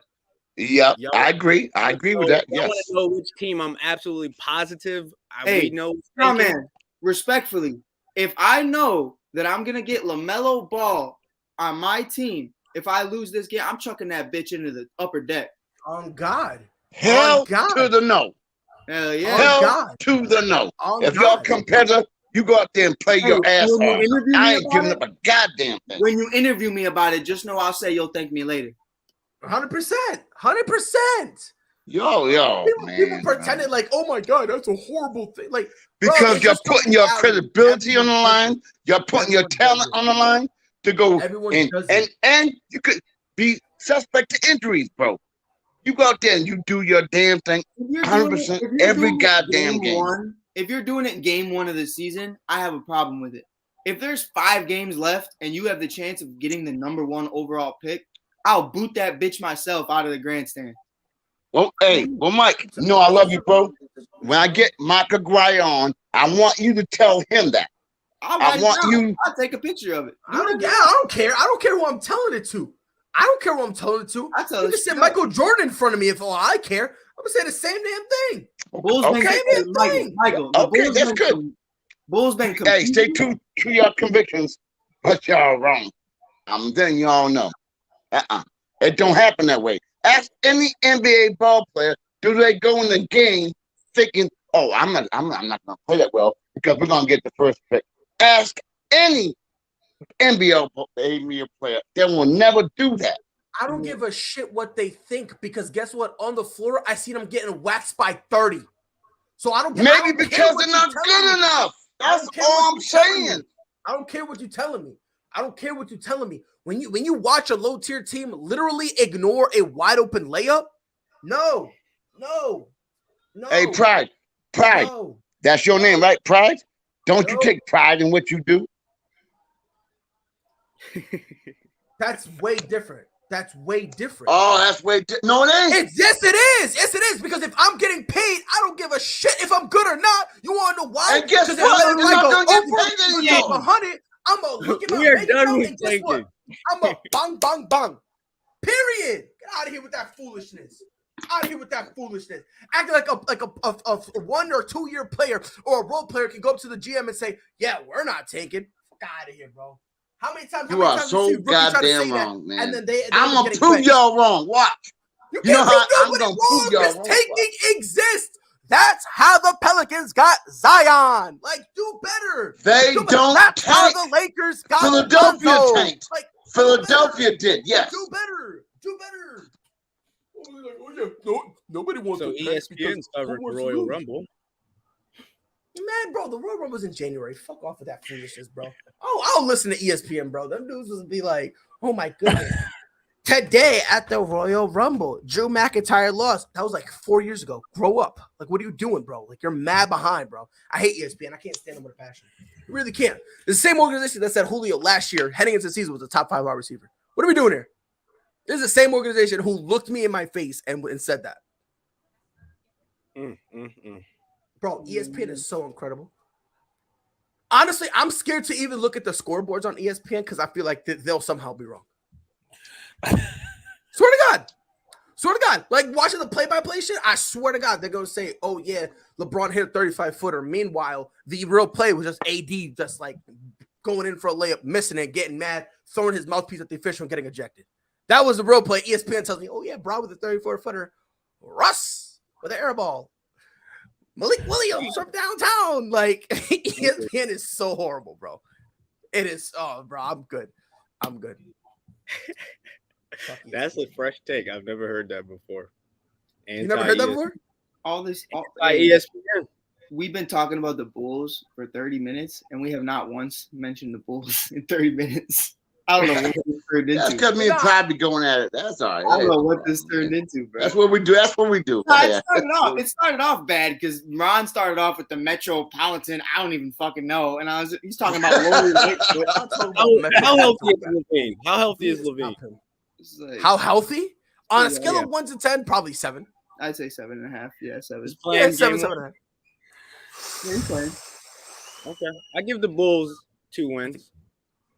Yeah, I mean, it's one of those things where Bulls at 7. It makes me laugh, bro. It's hilarious because I got more conviction of this team than Mike does. Bulls at 7. Nah, like I have a lot of. Listen, I said I was slamming my cock in the door for many different reasons. yo, right? He said that on Facebook. Swear to God, bro. He shared it, and that was the thing, bro. I made my night last night. What are you doing? Then I saw Luca's out, and I was like, I am once again slamming my cock in the door. Even harder now. Even harder, twice. But it Ron, like, and I'm coming specifically for Ron. Like, I've never seen, and not just Ron, but everybody, not everybody here, but just every hater of the Chicago Bulls. I've never seen someone in a first year be like, it's championship or bust. All these guys are locked up for 4 to 5 years, other than Zach LaVine, and he's really adamant about coming back. Everybody else is really excited. We got an amazing front office. We have an amazing fan base. We have one of the best coaches in the league, top 5. Not the best, but he's top 5. He just won Coach of the Year 2 years ago. And Ron's sitting here, and he's telling me it's championship or bust when half of his team are on 1 to 2 year deals. James Harden's a free agent at the end of the year, and he's not consistent enough. And Joel Embiid. Well, no, he's got to opt in. He's got to opt in for next year. Like, he didn't opt in. No, he still got time. He still got time to opt in. Hey, Mike. Hey, but did he? He wants that. He still got time. But did he? Hey, and he had time to wait for Kyrie to be able to play at home games too, but he didn't wait for that. He had time to win with the Houston Rockets. He had 10 years. That's a lot of time, but he didn't. He had time to wait to be a starter in OKC, but he didn't. Ron, you sitting here. No, don't blame him for OKC. He got traded. No, I don't give a fuck. But it comes down to this, Ronald. My team for the future, we're young, and we won 46. No, come on. Your team for the future is still looking like dog shit. But here's the thing. Jay doesn't know what the fuck he's talking about. No, it's true. It's true. Listen, you got the kind of team. Ever since Jordan left, we've had the kind of team that puts together so-so lineups that really don't go anywhere. Can I save everybody 5 minutes of Jay talking? We have Patrick Williams, 20 years old. Zach LaVine is 25. Lonzo Ball is 23. Ayo Dosunmu is 21. Kobe White is 21. Marko Simonovic is 19. Patrick Williams, young as fuck. DeMar DeRozan's only 29, 30 years old. Alex Caruso, bald as fuck, 27 years old. Stop really only 30 here and acting like these guys are 37 years old, bro. Stop. I get that, but this look, and you named off a lot of names and you gave a lot of ages, but that doesn't mean that this team is going anywhere.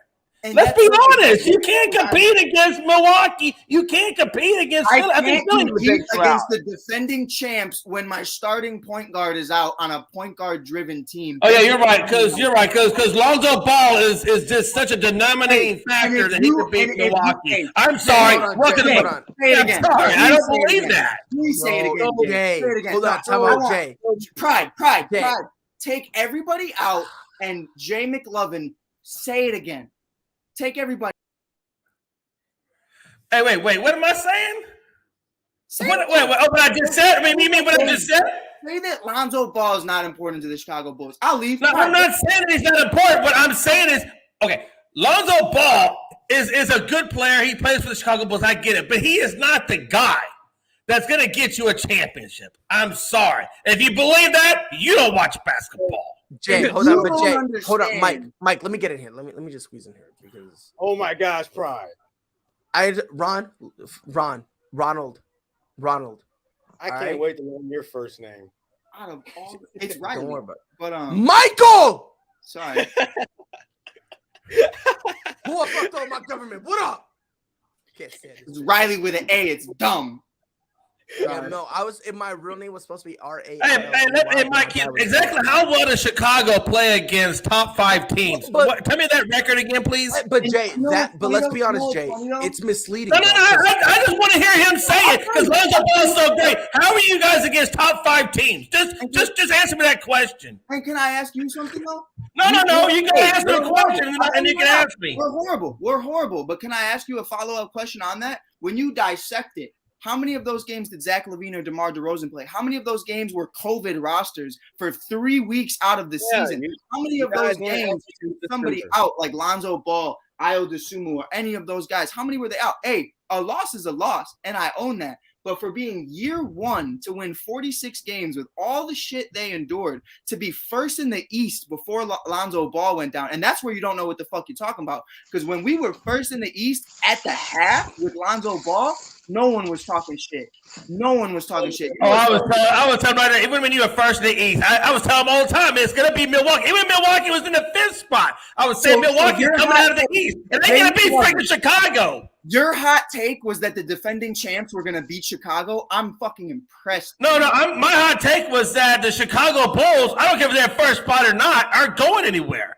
I don't care who you put on that damn team. They're not going anywhere. They haven't gone anywhere in a long time. And Pride, did I ever once say that they were going to win a championship? Oh, you were all about it, Mike. Don't even go there. Oh, we're the Bulls. We're number one. We're this, that, and the fucking other. Shut the fuck up. What are you talking about, bro? Jay, this is the crazy shit that you fucking do. You playing out with your dick, stroking off fucking John. Oh, now you're going to go with me masturbating. What are you talking about? You're slamming your cock. You Rod. All right. Let's just take a minute. I had to put both of them in timeout for a minute. Let's move on, gentlemen. Can I ask you my question? Go ahead. I'm going to bring them back in here. Jay, Mike, relax. Yeah, all right. Hey, it's not even new. Hold on. It's not even new. All right. Relax. Dude's out here talking about all right. Simmer down. Relax. That conversation went all the way left. What's up, Jay? This thing went What's up, Mike? Yo, this thing went way too left, yo. I was like, hey, yo, what? Ron, you had a question. Feel free to spit it out. So that shit made me cry. So, Mike, we're talking about you guys' future. DeMar DeRozan, unfortunately, turns 33 years old this year. That's great. So, too bad. No, that just means we're never going to see this DeMar again. It's going to be decline. Who's you guys' number one going forward? Whoa. Okay, go ahead, Mike. Go ahead. Zach LaVine. That's worse than Bradley Beal. That's about 7th, 8th in the East. Wow. And this is coming from me. I am not a Zach LaVine fan at all. Jay, how do we not know that this year's Chicago Bulls is next year's Knicks? I think I said that right. You're crazy as fuck. You're crazy. Well, hold on. We don't. It's a possibility. But, sure, it's a possibility. But if we're talking about possibilities, it could be a possibility that Chicago Bulls will end up being a dynasty. No. That's why I led with DeMar DeRozan's age. You know what makes me think it's closer to being a dynasty than them becoming the Knicks. Ron, you know what makes me laugh about it, though? Here's the difference why you don't know what the fuck you're talking about. And I'll break it down to you like this. Hey, the Chicago Bulls, the entire season, were relevant. Right now, are relevant. The New York Knicks of last year weren't relevant until the playoffs. No one gave a fuck until the playoffs. Not a single soul. No one once said that the Knicks were going to make the playoffs or the Knicks were going to be solid or Julius Randle's going to be an MVP. The only people saying that were people in New York. Everybody has given Chicago their flowers this year, except you. And that's okay, because when James leaves, I'm going to be doing a fucking backflip off the Sears Tower, just celebrating with a bottle of Henny. And that's going to be my favorite day of the year. But we'll wait for that day to come. And I'm super excited about it. But Ron, you're going to sit here, bro. For whatever reason, you don't like these guys. It's perfectly fine. But to be ignorant, man, ignorant is bliss, bro. Ignorant is bliss. And they had 2 potential max contract slots. 2, not 1, 2. If you think I give a fuck about what age DeMar DeRozan's about to be, I don't. Because they can get Zach and they can get Ayton if they wanted to. They can get Zach and they could get somebody else if they wanted to. And they can. Everybody's 20 years old. You want to go tell me the age roster of you guys? Hey, your number 2 player is how old? So it's going to be decline, right? Yeah, that's why we're championship or bust. Right. All right, fellas, can I intervene for a minute? I know I talk a lot of shit. I know that. But anyway, I'm going to have to agree with my boy Mike. I played against the the head coach Oh, of the damn. Chicago. When he played at Providence College, am I lying? And the one before him, Thibodeau, when he played at Salem State. Them two are two of the most competitive coaches I've ever seen in my life. I think that the Bulls are just rebuilding. Now, let me tell y'all something again. I don't want to go, Jay, don't get mad at me because I talk history. Every team has to go through the rough times. Whether that be the Pistons, whether that be the Lakers, whether that be the Celtics, every team has to go through the hard times. I'm not a Chicago Bulls fan, by no means, but I see the potential. I think they're going to be all right. And Mike, I'll hit you up and let you know about my boys, Thibodeau, and you know what I mean? I know what I know. But anyway, so Chicago, don't sleep on them. It's their first year. It's their first year with the talent that they have. And like Mike said, they got picks, they got salary cap. They're going to be all right. Chicago Bulls are going to be nobody joke with. For real. I just think it's crazy, bro. Because everybody else, it's just the first year. Oh, it's just this. Oh, it's just that. But in Ron's eyes, it's like, nah, this is the last year the Chicago Bulls will ever be an organization. And Ron, you're wrong, bro. Yeah, wrong. What are you talking? We got 46 wins, bro. Any major free agent. We didn't get any major free agent. I said, when is y'all last major free agent? DeMar DeRozan.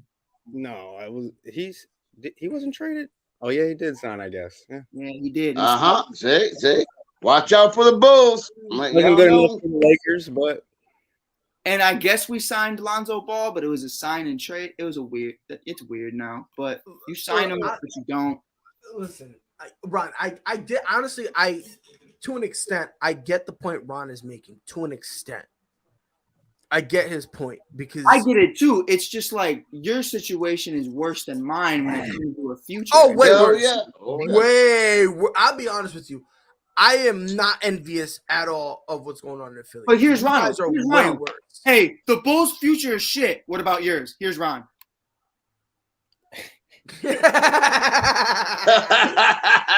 is the Sixers' future? How is the Sixers' future not perfectly okay?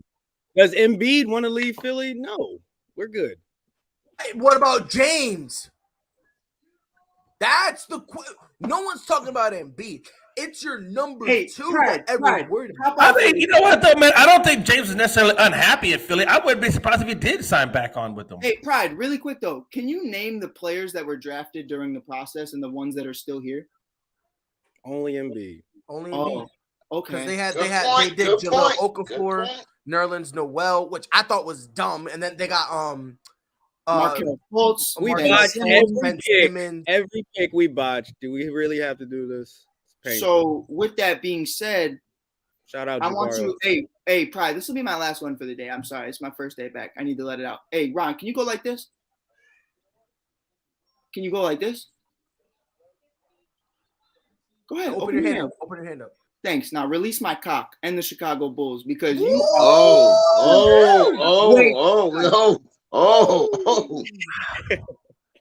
By the way, real quick, I just want to touch on this. So the XFL. I don't know if you guys heard, they dropped 8 coaches, 8 of them.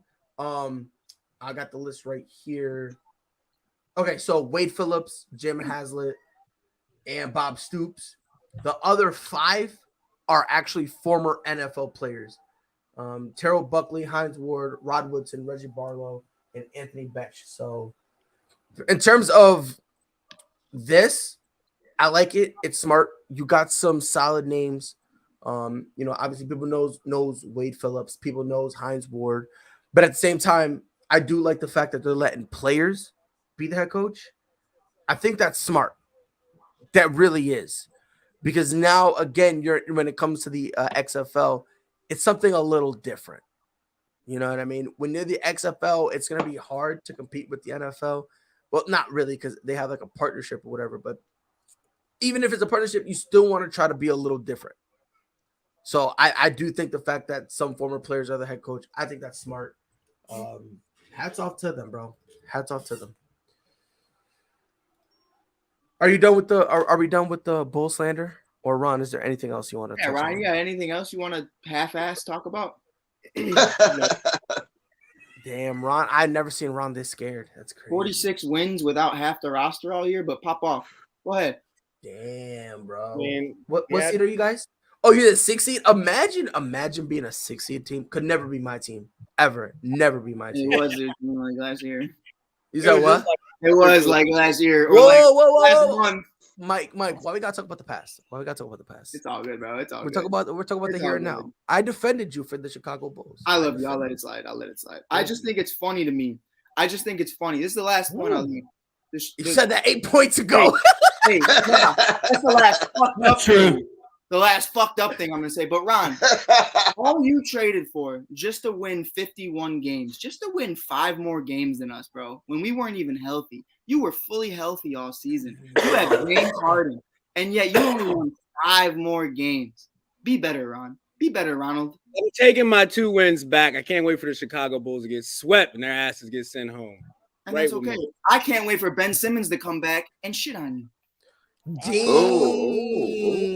going to be a Sixers Nets conference final. So hey, when they said trust the process, just know whole time though they were really talking about Ben. But every Philly fan will tell you it was Joel. No one's ready for that conversation, Mike. No one's ready for that conversation. Trust the process was not Joel. No, it accidentally became Joel's.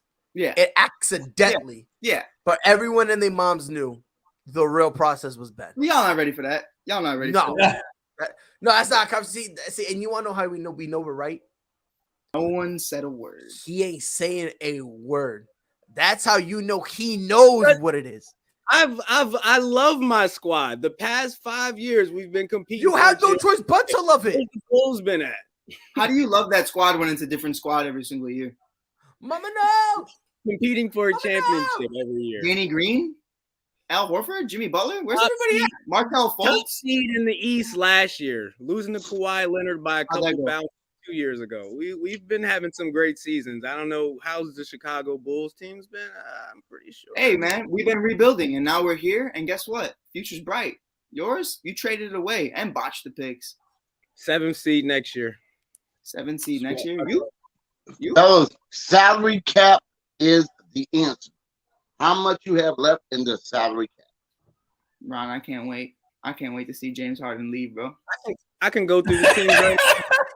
All the teams that's better than where does he go? Like, where would James Harden go that he can still get the money he wants and still be in a competitive team? I'll be honest. There's nowhere he's gonna go. Well, there's no way he's gonna go where he can get that money. Right. That's why I think he's gonna opt in. He's gonna do the last year, and then after that, he's gonna try to get the most he can. But it's not gonna be anything crazy. It's really not. I can't wait. I can't wait. And Mike, you said Dallas ain't no way because him and Luka. That wouldn't work. There's no way that works. No. It's for ticket sales. It's for ticket sales. Mark Cuban don't win championships. I don't know. Do you think the Lakers try to persuade Harden to go that direction? No. Well, watch out for this offseason, fellas. Watch the maneuvering of the salary cap. Russell. I'm just gonna let that. Really? Oh, I'll do a backflip. But you said Russ for. I mean, you would have to. There's no way James gets there with Russ there. No, Russ would have to be gone. I think Indiana would probably try to get him. And that would. You're hopping on the bandwagon. All right. No, I told you about Indiana yesterday, didn't I? Yeah, but unfortunately, it's been leaked for like weeks now. But yeah, Indy and supposedly Charlotte, it's like a salary dump thing. Yeah. Which, I mean, I don't know why it would be for that. That kills Charlotte for me. Yeah, you got LaMelo. Why would you bring Westbrook when you already got Melo? It doesn't make sense. I don't know. I mean, I guess it's the best way they can get rid of Gordon Hayward. Because I was talking, I forgot who I was talking to. Who was I talking to about it? Why get rid of Gordon Hayward? And it basically was why get rid of Gordon Hayward? Because he's not worth the money. Apparently he is because they're paying him. Again, there we go. He's worth it to them. Can say the darndest things. Anyway, but yeah, obviously he's playing horribly, so they're gonna want to try to get rid of him. So that would probably be a salary dump off. But I don't even think he even makes enough. No, he doesn't even make enough for it to be a complete wash. The Lakers are gonna have to add in more. So I mean, I guess do it for a year. I mean, I personally wouldn't. I guess the same thing with the Pacers. I guess it was Brogdon. And who else? It was Brogdon or somebody else that they've been shopping, that they shopped before the trade deadline and that they're expected to shop like in the offseason. Which, I mean, again, I don't know. If I'm any team, I'm good. Brogdon and Buddy Hield for Russell Westbrook is what I saw. Yes, it was Buddy Hield. There it is. Perfect. Yes, it was Buddy Hield. But again, I don't know. The way I look at it, if you trade for Russ, what difference are you making? And what I mean by that is if you're call it a salary dump, salary cap, bro. But you're still paying more because he has the second worst contract in the NBA. There's only one guy above him who has a worse contract. Right. John Wall. That's the only contract up there. That's you're wrong again. Who's got a worse contract? Who's got a worse contract? Nobody. He's getting $47 million. Right. Mike, help me. Help me, Mike. Getting 40. Help me, Mike. Help me, Mike. Help me. Oh my God. Help me. Help me. Help me. You. Like help me. Help you. Hey, my math skills are not that well, but 47 versus 40, I think who has the worst contract? 47 or 40? Talk to me now, Pride. Who gets paid 40? Wow. Who gets paid 47? Westbrook. So who's the worst contract then? Westbrook. Okay. So instead of the second, it's the first. If anything, that now makes your point even less valid because again, I said, look, I understand listening is very hard. I understand it. But if you just take a ride with me, you'll understand. I want to take this ride. For Russ, you're still in salary cap trouble because regardless, you cannot make the money match. That's true. Correct. Financially, that is true. AJ, I don't like you either. I'll try it. But check it out.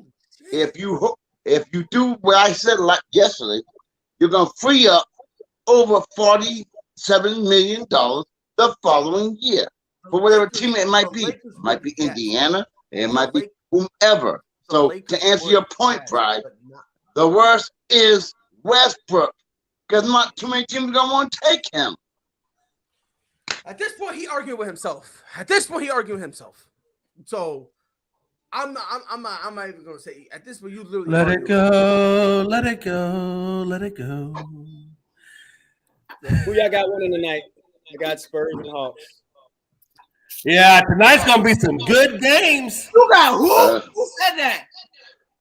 I think that the Spurs with Coach Pop is doing a tremendous thing with the Spurs and the Hawks. They started off slow. I definitely think Atlanta wins tonight for sure. The Spurs were plus 1,000 to make the playoffs, so I took it. Yeah. Hey, give credit to Coach Pop. Coach Pop, he's the man. He is the man. Who do you trust more? I definitely think I got Atlanta and San Antonio advancing. Yep, I'm with you. I got New Orleans and Charlotte. I'm going to pick the complete opposite. Yeah, no, I'm with Mike. Brandon Ingram's that dude. CJ's that dude. Name one dude other than Murray's that's that dude. Womp womp. Yeah. Only other dude. Ingram playing. I thought Ingram was hurt. The only other dude they had was Derek White. Bye, Boston. And what? Thank you. For free. For the free. Hey, but that's when coaching comes into play in the NBA. That's not too often, but that's when coaching comes into play. I'm gonna say this in the most respectful way possible. What the fuck has Pop really done? What? In the last 10 years. Oh shit! Oh! Now, hey, now I'm gonna go. I'm gonna have a high. I have a question. They're not ready for that conversation. Since the day my balls dropped in 2009, what has Greg Popovich done? How many years he made playoffs since? How many games has he won? How many playoffs has he made since? You want a participation award? There's 10 teams that make the playoffs in each conference. Look who he's had to work with. And who's the guy drafting? I don't know, man. I ain't gonna say that because this year the Clippers ain't had their two best players for most of the year.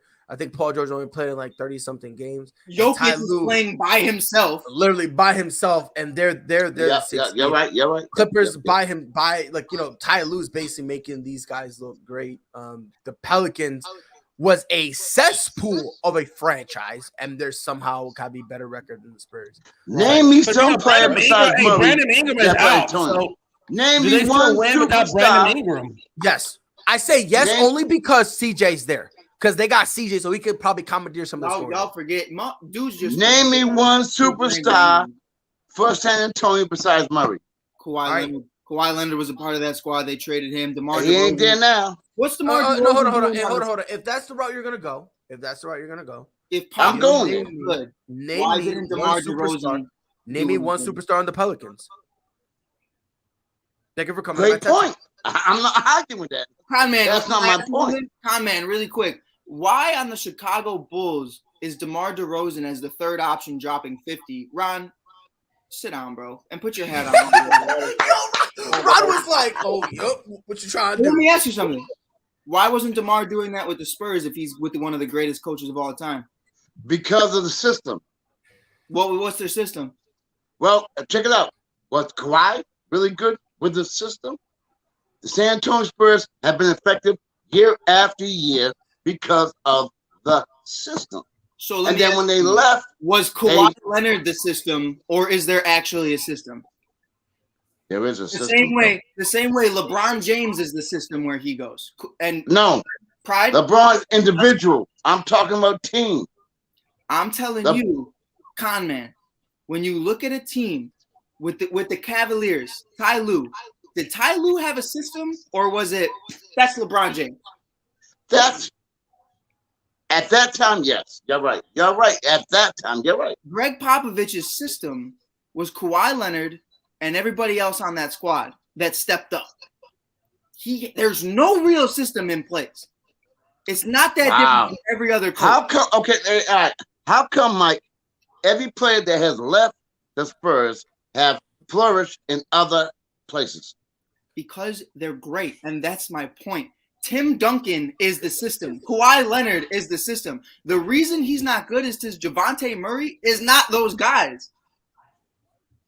Then how do they make it to the playoffs, bro? There's 10 fucking teams that make it to the playoffs. If you wake up in the morning, wipe your ass, and show up to the court, there's an 80% chance that you're going to make the playoffs that day. And how many teams are there in the NBA? Dude, in each conference, 15, so only 5 teams get bounced before the play-in. 33%. And Conman, back to our original point, and those 5 teams are tanking. Yo, no team in the NBA is tanking. Does he get any credit for coaching Team USA? No. Coaching Team of USA, who gives a fuck? I mean, we also got a lot of personalities. I was about to say, because that's really not being a coach. That's just more of like managing personalities. Yeah. Like the Zen, which again, when you're a guy like Pop, who's very respected around the league, right? You can easily commandeer that and be like, all right, look here, fuck boys. Bron, stop being a bitch. You're on the bench. Melo, shut up. You're not shooting no more. Like, you know what I mean? With that respect, he's able to. That's where I respect Pop. Check, but you know it's what like I mean? when you look at Pop's actual philosophy, okay, we're going to run it through Timmy. Okay, we're going to run it through Kawhi. And then the last 10 plus years, he doesn't have anybody he really wants to run it through, so he doesn't. Hey, Mike, you're wrong. They never ran it through Kawhi in San Antonio. They never did. Tried to. It didn't work. He played defense. No. He won finals MVP. Time out. Defensively. Time out. Hold on. Time out. Was it Kawhi Leonard on the Spurs for like what, a couple years after they all retired? when it was just him and LaMarcus Aldridge, and they tried to make LaMarcus Aldridge's team, and he couldn't handle it, and then they handed the reins over to Kawhi Leonard. Yep, and then they traded him for DeMar DeRozan. They did. But it was never Kawhi Leonard's team. All right, my bad. And what happened when Kawhi left? Thank you, Pride. Thank you. Hey, it's called sarcasm. It's called sarcasm. Michael, It's literally called sarcasm. Coach Michael and the Spurs was about to beat the Kevin Durant Warriors, so I don't know. Yes, and who was the number one guy? Who was the number guy? Kawhi. Kawhi Leonard. And then Zaza Pussy Boy went in there, landed up twisting his ankle, and I don't care what anyone says. Man. I hate Zaza. You look at it. I hate Kawhi leaves, wins a championship that same exact year. DeMar DeRozan leaves, he's getting MVP talks, and you're going to tell me that it's the system that Greg Popovich misused them in? All right, Mike, I'm going to hit y'all real quick. I know I kind of be a historian. Maybe I am, maybe I'm not. How has Pop remained coach of San Diego Spurs all these years? Because no one else wants to go to San Antonio. And how many playoffs has he made? How many has he won? How many games has he won? Go ahead. Answer that question. How many series has he won? And I he got 5 championships, bro. I mean, to be honest, Popovich did get a championship within the last 10 years. He got in 2014 with Kawhi, but yeah. It's just not the same. How many championships has Pop won? It's just not the same anymore, bro. It's we're living in back then. That's fine. How many? I get it. I'm not living it back then. I'm just saying, but Pop is he's still been pretty relevant in the last 10 years now. This one's for Jay McLovin and Pride because I know they love it. And you know what? Ron's got a hat on, so I'll say it. Hey, Tony La Russa, man, one of the greatest managers ever. He's 95 years old coaching the White Sox right now. It's not the same. That's true, though. I get it. You're right. I do understand Mike's point to an extent because I think the point he's trying to make is that after Tim Duncan, after Tony Parker, after Manu Ginobili, he hasn't, he's gotten talent. And then when they leave him, all of a sudden they find more success. Why? I don't know, because you say that, and if you just say that with no context, it's easy for someone to agree with you. Right. However, when Kawhi went to Toronto, not only Ron low-key looks like Chance the Rapper right now. I don't know why. I just have to throw that out there. He low-key looks like Chance. I was like, we made it. I was like, my bad, Rob, my bad. I didn't mean to put you on the spot like that, but you low-key look like. See, Mike, but love you. I don't love you, bro. But here's the thing, like when he went to Toronto, nobody was expecting him to win. Yeah, he made the finals, but I hate saying this, but it's the reality of the situation. If Clay and KD don't both go down, we're not having this conversation. Right. Now, injuries are a part, and I understand injuries are part of the game, so he's got that ring right, but we still got to put some context on it. And then you're talking about DeMar DeRozan. Well, isn't it weird that after he left the San Antonio Spurs, isn't it possible that the reason he kind of tapped into this potential, some people have called, isn't it possible? And if you ask DeMar DeRozan, he said it before, that it's a testament and credit to Greg Popovich. Thank you, Pride. Thank you. A little better. And DeMar DeRozan has came out and said this. So if it's a lie, he told it. But DeMar DeRozan has came out and said, like, I owe this year to Greg Popovich. And to here's what I'm trying to say, Pride. Here's my big point to comment on everybody. Player development and managing these kind of egos and personalities. I love Pop. He's amazing. Mm-hmm. But in this modern day right now, building a championship team, Pop can't do it. He just can't. And it's just not the same as it was. Because here's the thing. I don't know if you can say it because right before Kawhi, I just want to say this, right before Kawhi left them, and you agreed here, right? They would have beaten the Golden State Warriors, and it's not because they had more talent. Definitely. Steve Kerr was getting out-coached. But what happened, though? The difference is with Tim Duncan era, you only really need one star. That was really what the era was. One or two guys. Wrong again. Mike, come on. What team won with one you guy? Gonna tell me right now that there were big-ass Big Fives in 2007? Maybe not 5, maybe 2, maybe 3. That's what I'm saying. But you don't want to talk. I said there's one or two guys, and Kawhi, and you have Tim Duncan. That's cool. He can't Ginobili? have a whole squad. He doesn't know what to do with them. He's great at developing individual guys. He's great at developing. but he can't do a championship team right now.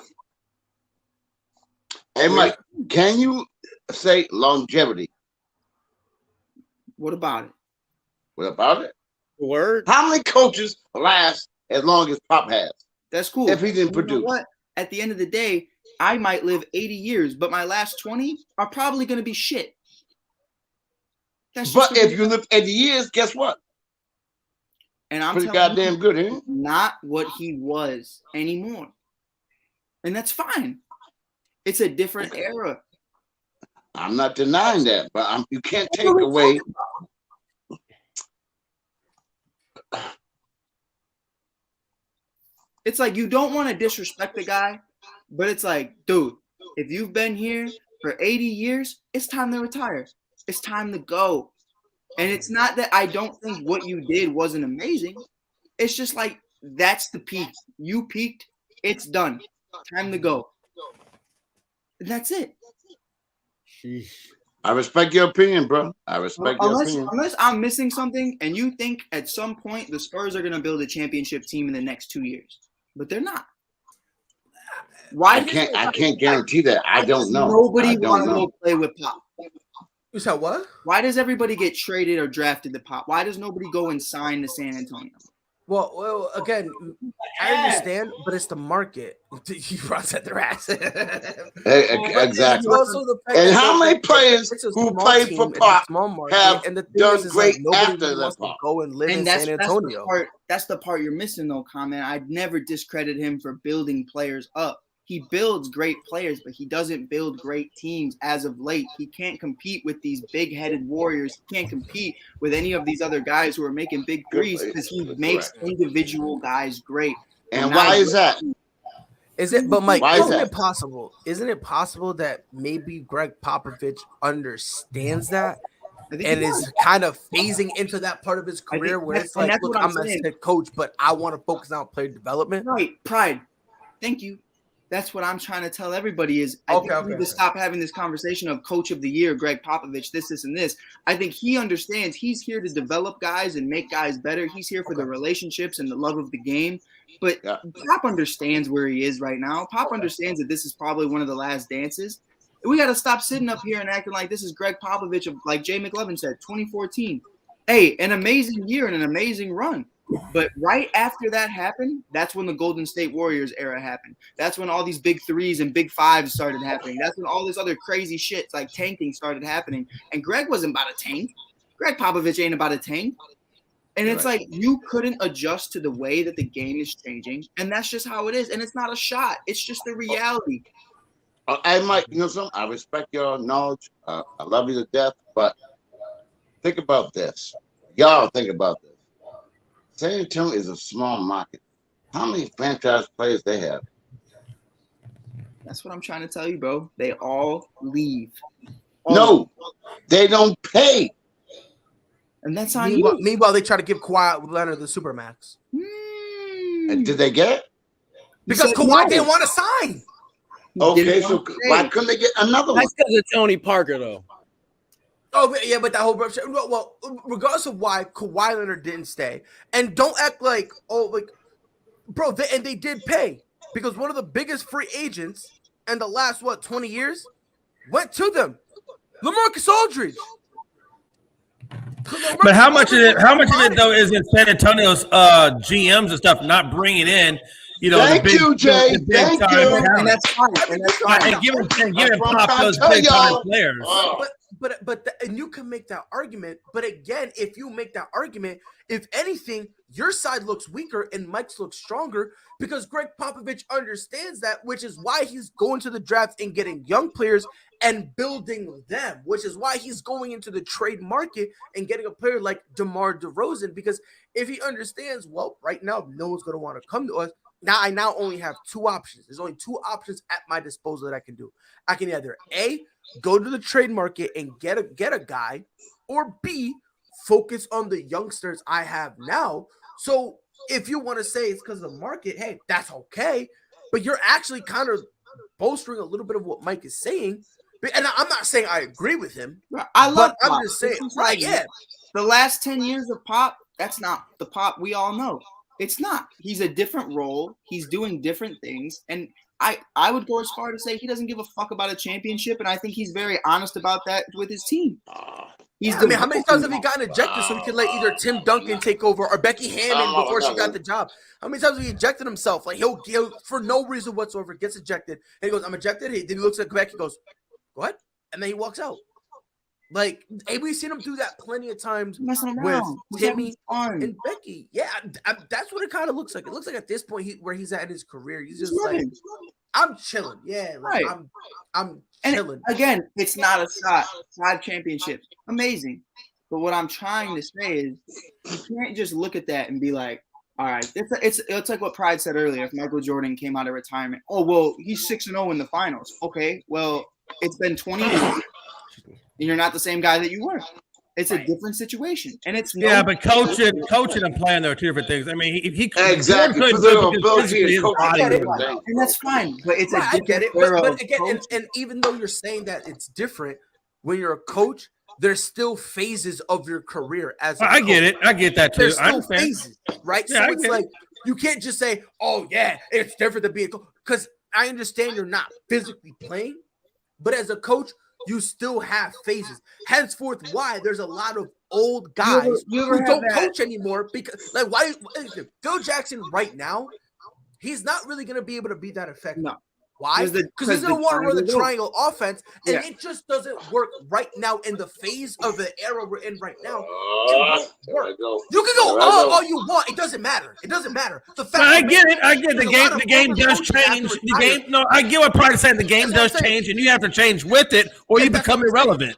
And that's what I'm saying. So it's like that's basically like it's true. No, Mike, it's true. Oh my God, all you want. It doesn't matter. Go with that. I believe that. God, all you want. You can Right. How many coaches that have coached under Pop have had head coaching jobs? There's nothing to do with name them. That has nothing. We're talking about Coach Popovich as the coach right now. You know why Greg's such a great coach though? Because he gives his players opportunities. Tim Duncan should not be a coach as of right now. He shouldn't. But at the end of the day, agree. Greg gave him a shot. Why did Greg give him a shot? He probably Greg doesn't give a fuck. Greg's just hanging out. Hey, Tim wants to come be on the team? Cool. Why not? If you were really thinking about a championship caliber team and you have Tim Duncan as your number 2 in the coaching room, that's a problem. And that's called loyalty, bro. Loyalty. And you know what? That'll only get you so far. Where's the guy Damian Lillard? Thank you. I'm telling you right now, everybody has amazing things to say. You ever have that one friend? Hey, he's a great guy. I love that guy. This and this. Would you move in with him? No. Never. That's me right there. I don't like the motherfucker at all. That's mine. And yet you still beg every day to be here.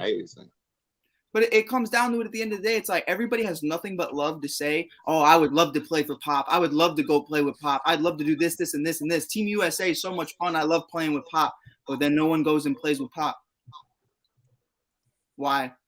And me personally, I don't think it's the fact that he's a bad coach. I don't think so either. And I think I just think where Pop is in his career, I think he's just more focused on youngsters. Well, you're saying he's just there. I don't think that at all. I think he's more interested in, all right, because we got to remember what he's doing now. And again, and people tend to forget. People forget because you get clouded by the years you had Tim Duncan and Monty. Right. What he was doing now is what he was doing before. Right. Like the final years of David Robinson when they were horrible because he was always injured. And, he was starting to enter the tail end of his career, and they were horrible. Greg Popovich was just like, all right, let's look at the draft. Let's figure out what we got. Blase, blase, blase. And then all of a sudden stumbled into the greatest power forward in the history of the game, that being one Tim Duncan. Right? Now, it's a process. The thing is, what I think is a little different now is just, I think Pop is just like, I see youngsters, and I am now like every coach in the history of the NBA. If you're a long tenured coach, there's going to be a portion of your career, no matter what, where instead of coaching, right, you now focus on player development. Right. I think that's just how it is with every coach. I think there's eventually either it be in the beginning, whether it be in the middle, whether it be in the end. It's different for everybody, but I think every coach hits that spot, and sometimes they have it twice. And Sometimes they have it you're twice. hitting it. That's your point right now. You look at And it. I think that's what 1999, 2003, 2005, 2007. That was the run. Then he snuck another one in because, man, he's that good of a coach. 2014, you snuck another one in. But what that era is the early 2000s. The game is so much different. So much different. You have big men shooting threes. You have big fives, big threes. The game is so much different. He is still, and I'll say it, one of the greatest coaches to ever do it. But that pop and that system is not what's being ran now and is not the main focus of what he's doing. And that's what I'm trying to tell all these Spurs fans is Pop's just hanging out. He's laughing on the sideline when he's getting blown out. He's getting ejected out of games just for the fuck of it. And it's like, that's not who he was back then. Hey, Mike. You are absolutely correct. I'm going to try to make an analogy. I'm going to bring myself in. Maybe y'all can relate. Maybe y'all can't. When I was growing up, I wanted to be the best I could be. I was all about me. But as the years gone on, it wasn't about me. It was about helping others. That's what we're saying. And that's where Pop is. And that's what I'm saying is that you can't have this conversation saying he's the best coach in the league because the best coach of the league is based off of wins and it's based off of if you're going to win a championship. And that's not where Pop is. Player development, he's the best coach. But he is not the best coach in winning a championship for basketball, which is the main focus of Coach of the Year.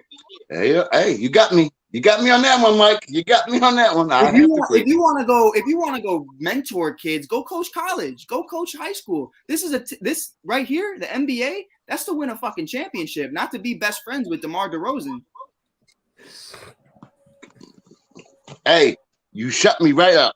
I got nothing to say. I can't say nothing. Yeah, I'll agree with you here, Mike, but that Chicago Bulls nonsense is fucking crazy.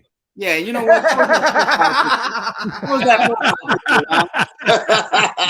I mean, hey, Ron, you see that profile picture you got?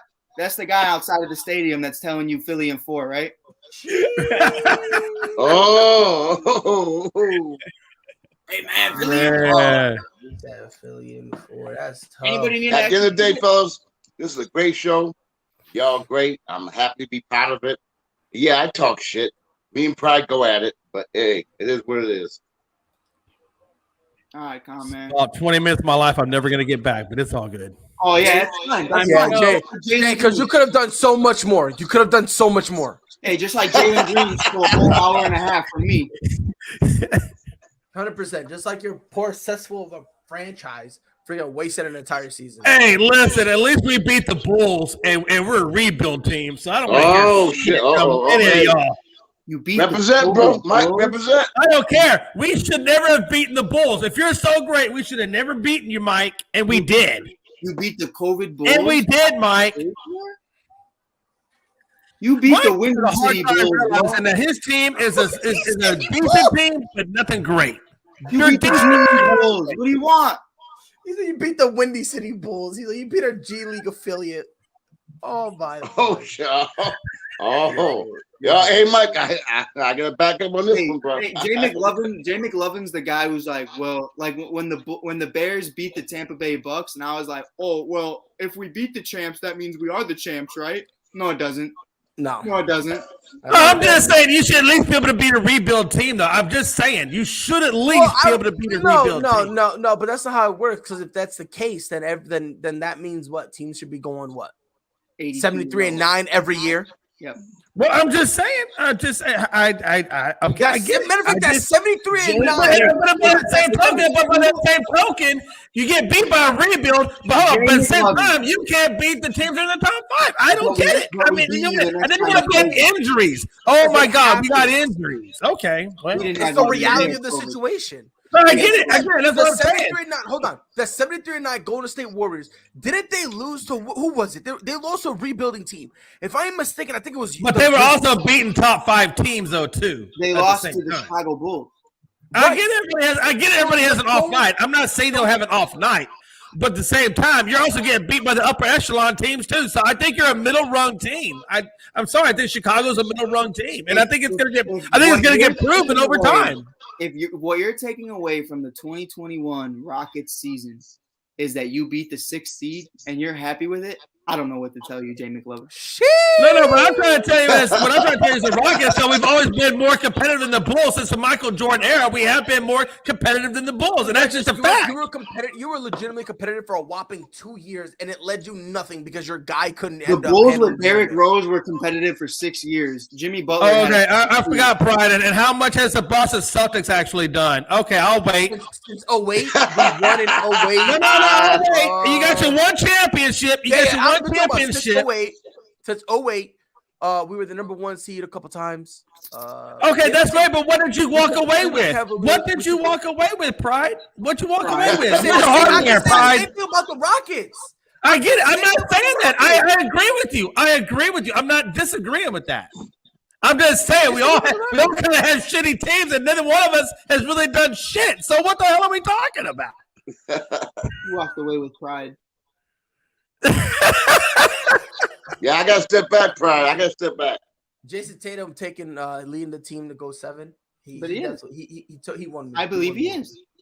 He won me over. Y'all know I'm from Boston, right? I'm south of Boston, Bedford, Mass. I don't like the Celtics. Yes, sir. You say it every day, sir. But I don't know. Hey, you know something? They give him so much credit to Marcus Smart. Really? He might win. How often is he going to score 28 points? I know he's a great defensive ball player. He might win Defensive Player of the Year. He might fuck around and win it. You said one when Marcus Smart dropped 28. He did it the other night. He does it. He does it a lot. Hell no. I think he does. Pride, hell. Basketball's on your wheelhouse. It's okay. It's okay. No, ain't no way. This is why we go at it. Hey, you said basketball's not your wheelhouse. Thank you for coming to my TED Talk. No fucking way. Not at all. Hey, not at all. I don't know what to tell you, man. He's because there's no. I'm not saying you can count on him to give you 28 every single night, but sit here and pretend like he does it because when he gets hot, he's one of the hottest players in the NBA when he's hot. Hell to the no. Again, basketball's not in your wheelhouse. That's fine. It's okay. Oh man, that's fine. Like I don't know cricket. That's why I don't talk about it. What's his career average? What are you averaging this year? This year. Somebody fact check me. I want to say 12, 13 points around 12, there. 11, whatever. 12. And you gonna talk to me about? Come on, Pride. You already know I know my shit. But no, you don't. No, you don't. You don't know what the fuck you're talking about. Because if you knew, you would know that not only this year, but even prior to that, when he gets that's not hey, Pride. Listen, that's hold on, Pride. Listen, the con man does know his shit. The problem is his brain runs on a loop and it centers around 1968, and it doesn't ever leave there. True that. I you're right.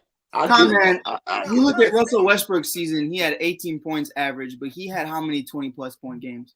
Thank you. Now, again, I'm not saying that he's going to come out every single game and drop 30. It's not what I'm saying. But when needed, he's one of the dudes. He basically, when it comes to offense, he basically does what Patty Mills does for the Nets. Yep. That's what he does. Whenever our two superstars can't get it you're done, right. I can't argue that. I just don't like Marcus Smart. I just don't like him. No, it's like me. I hate Giannis. I don't like him. Hate him with a passion. That's fine. Can't stand him. I hope he falls down some stairs. Remember, I'm from New Bedford, Mass. I deal with Boston people all the time. I don't like them. Yeah, I don't like Giannis. I want to fall down some stairs. You know what I mean? I don't wish a serious injury, but I just wish that he would leave and not come back to the sport. That's all. And they Pride. You know how many times does Marcus Smart take ill-advised 3-point shots? I rest my case. Right. What do you mean you rest your case? That's still not debunking what I said. It was amazing seeing y'all again. Hottest players in the NBA. He's still, when he's on fire, he's still one of the hottest players in the NBA. No. Defensively, yes. Defensively or offensively, how many times this year alone has he taken over the game with crucial stretches that he delivers? Pride. There's been multiple times he's done that. I'm here in New Bedford, Mass. I see every goddamn game. Apparently not. Apparently yes. Apparently not. Because if you were watching every game, you would know that Marcus Smart is the equivalent of our Patty Mills.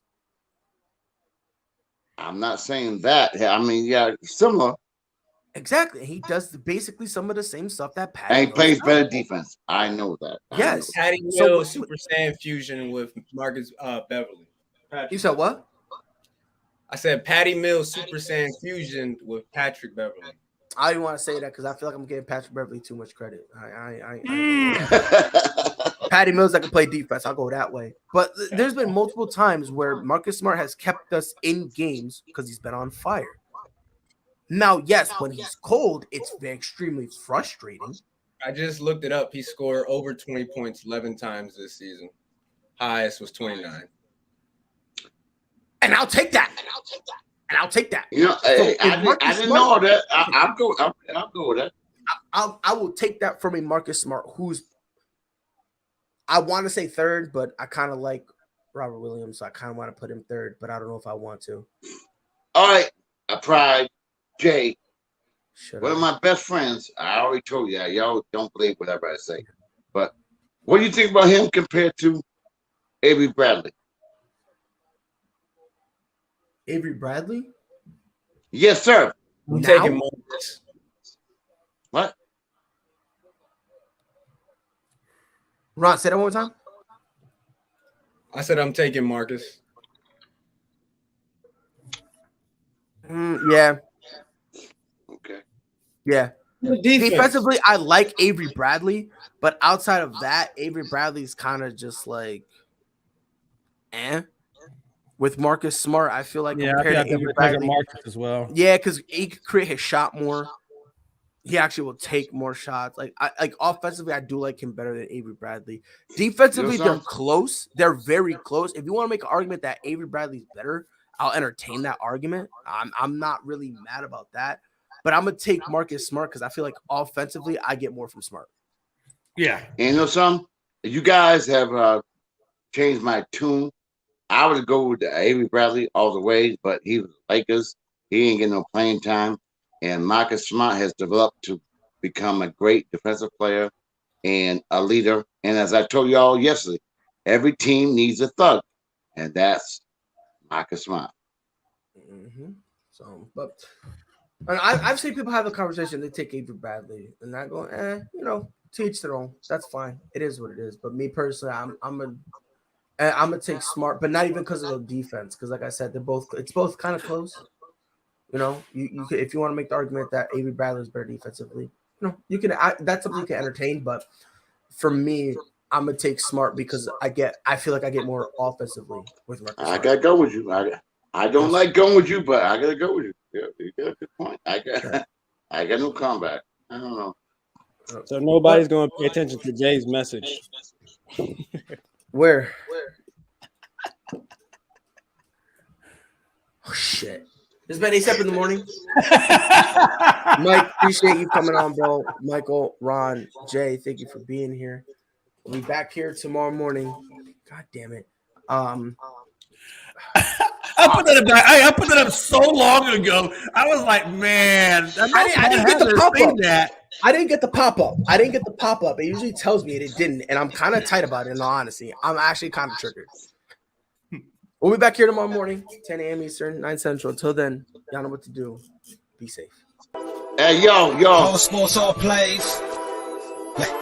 All sports, all plays. All sports, all plays. 365, we making up plays. You talking the game, get you to the days. We're high in the court, the dime in the lane. Variety topics, living the same. All presentation, sports information. Hitting the airways, taking the nation. All sport, all plays, like working your faces. Grace at the field, so tie the laces. All sports, all plays.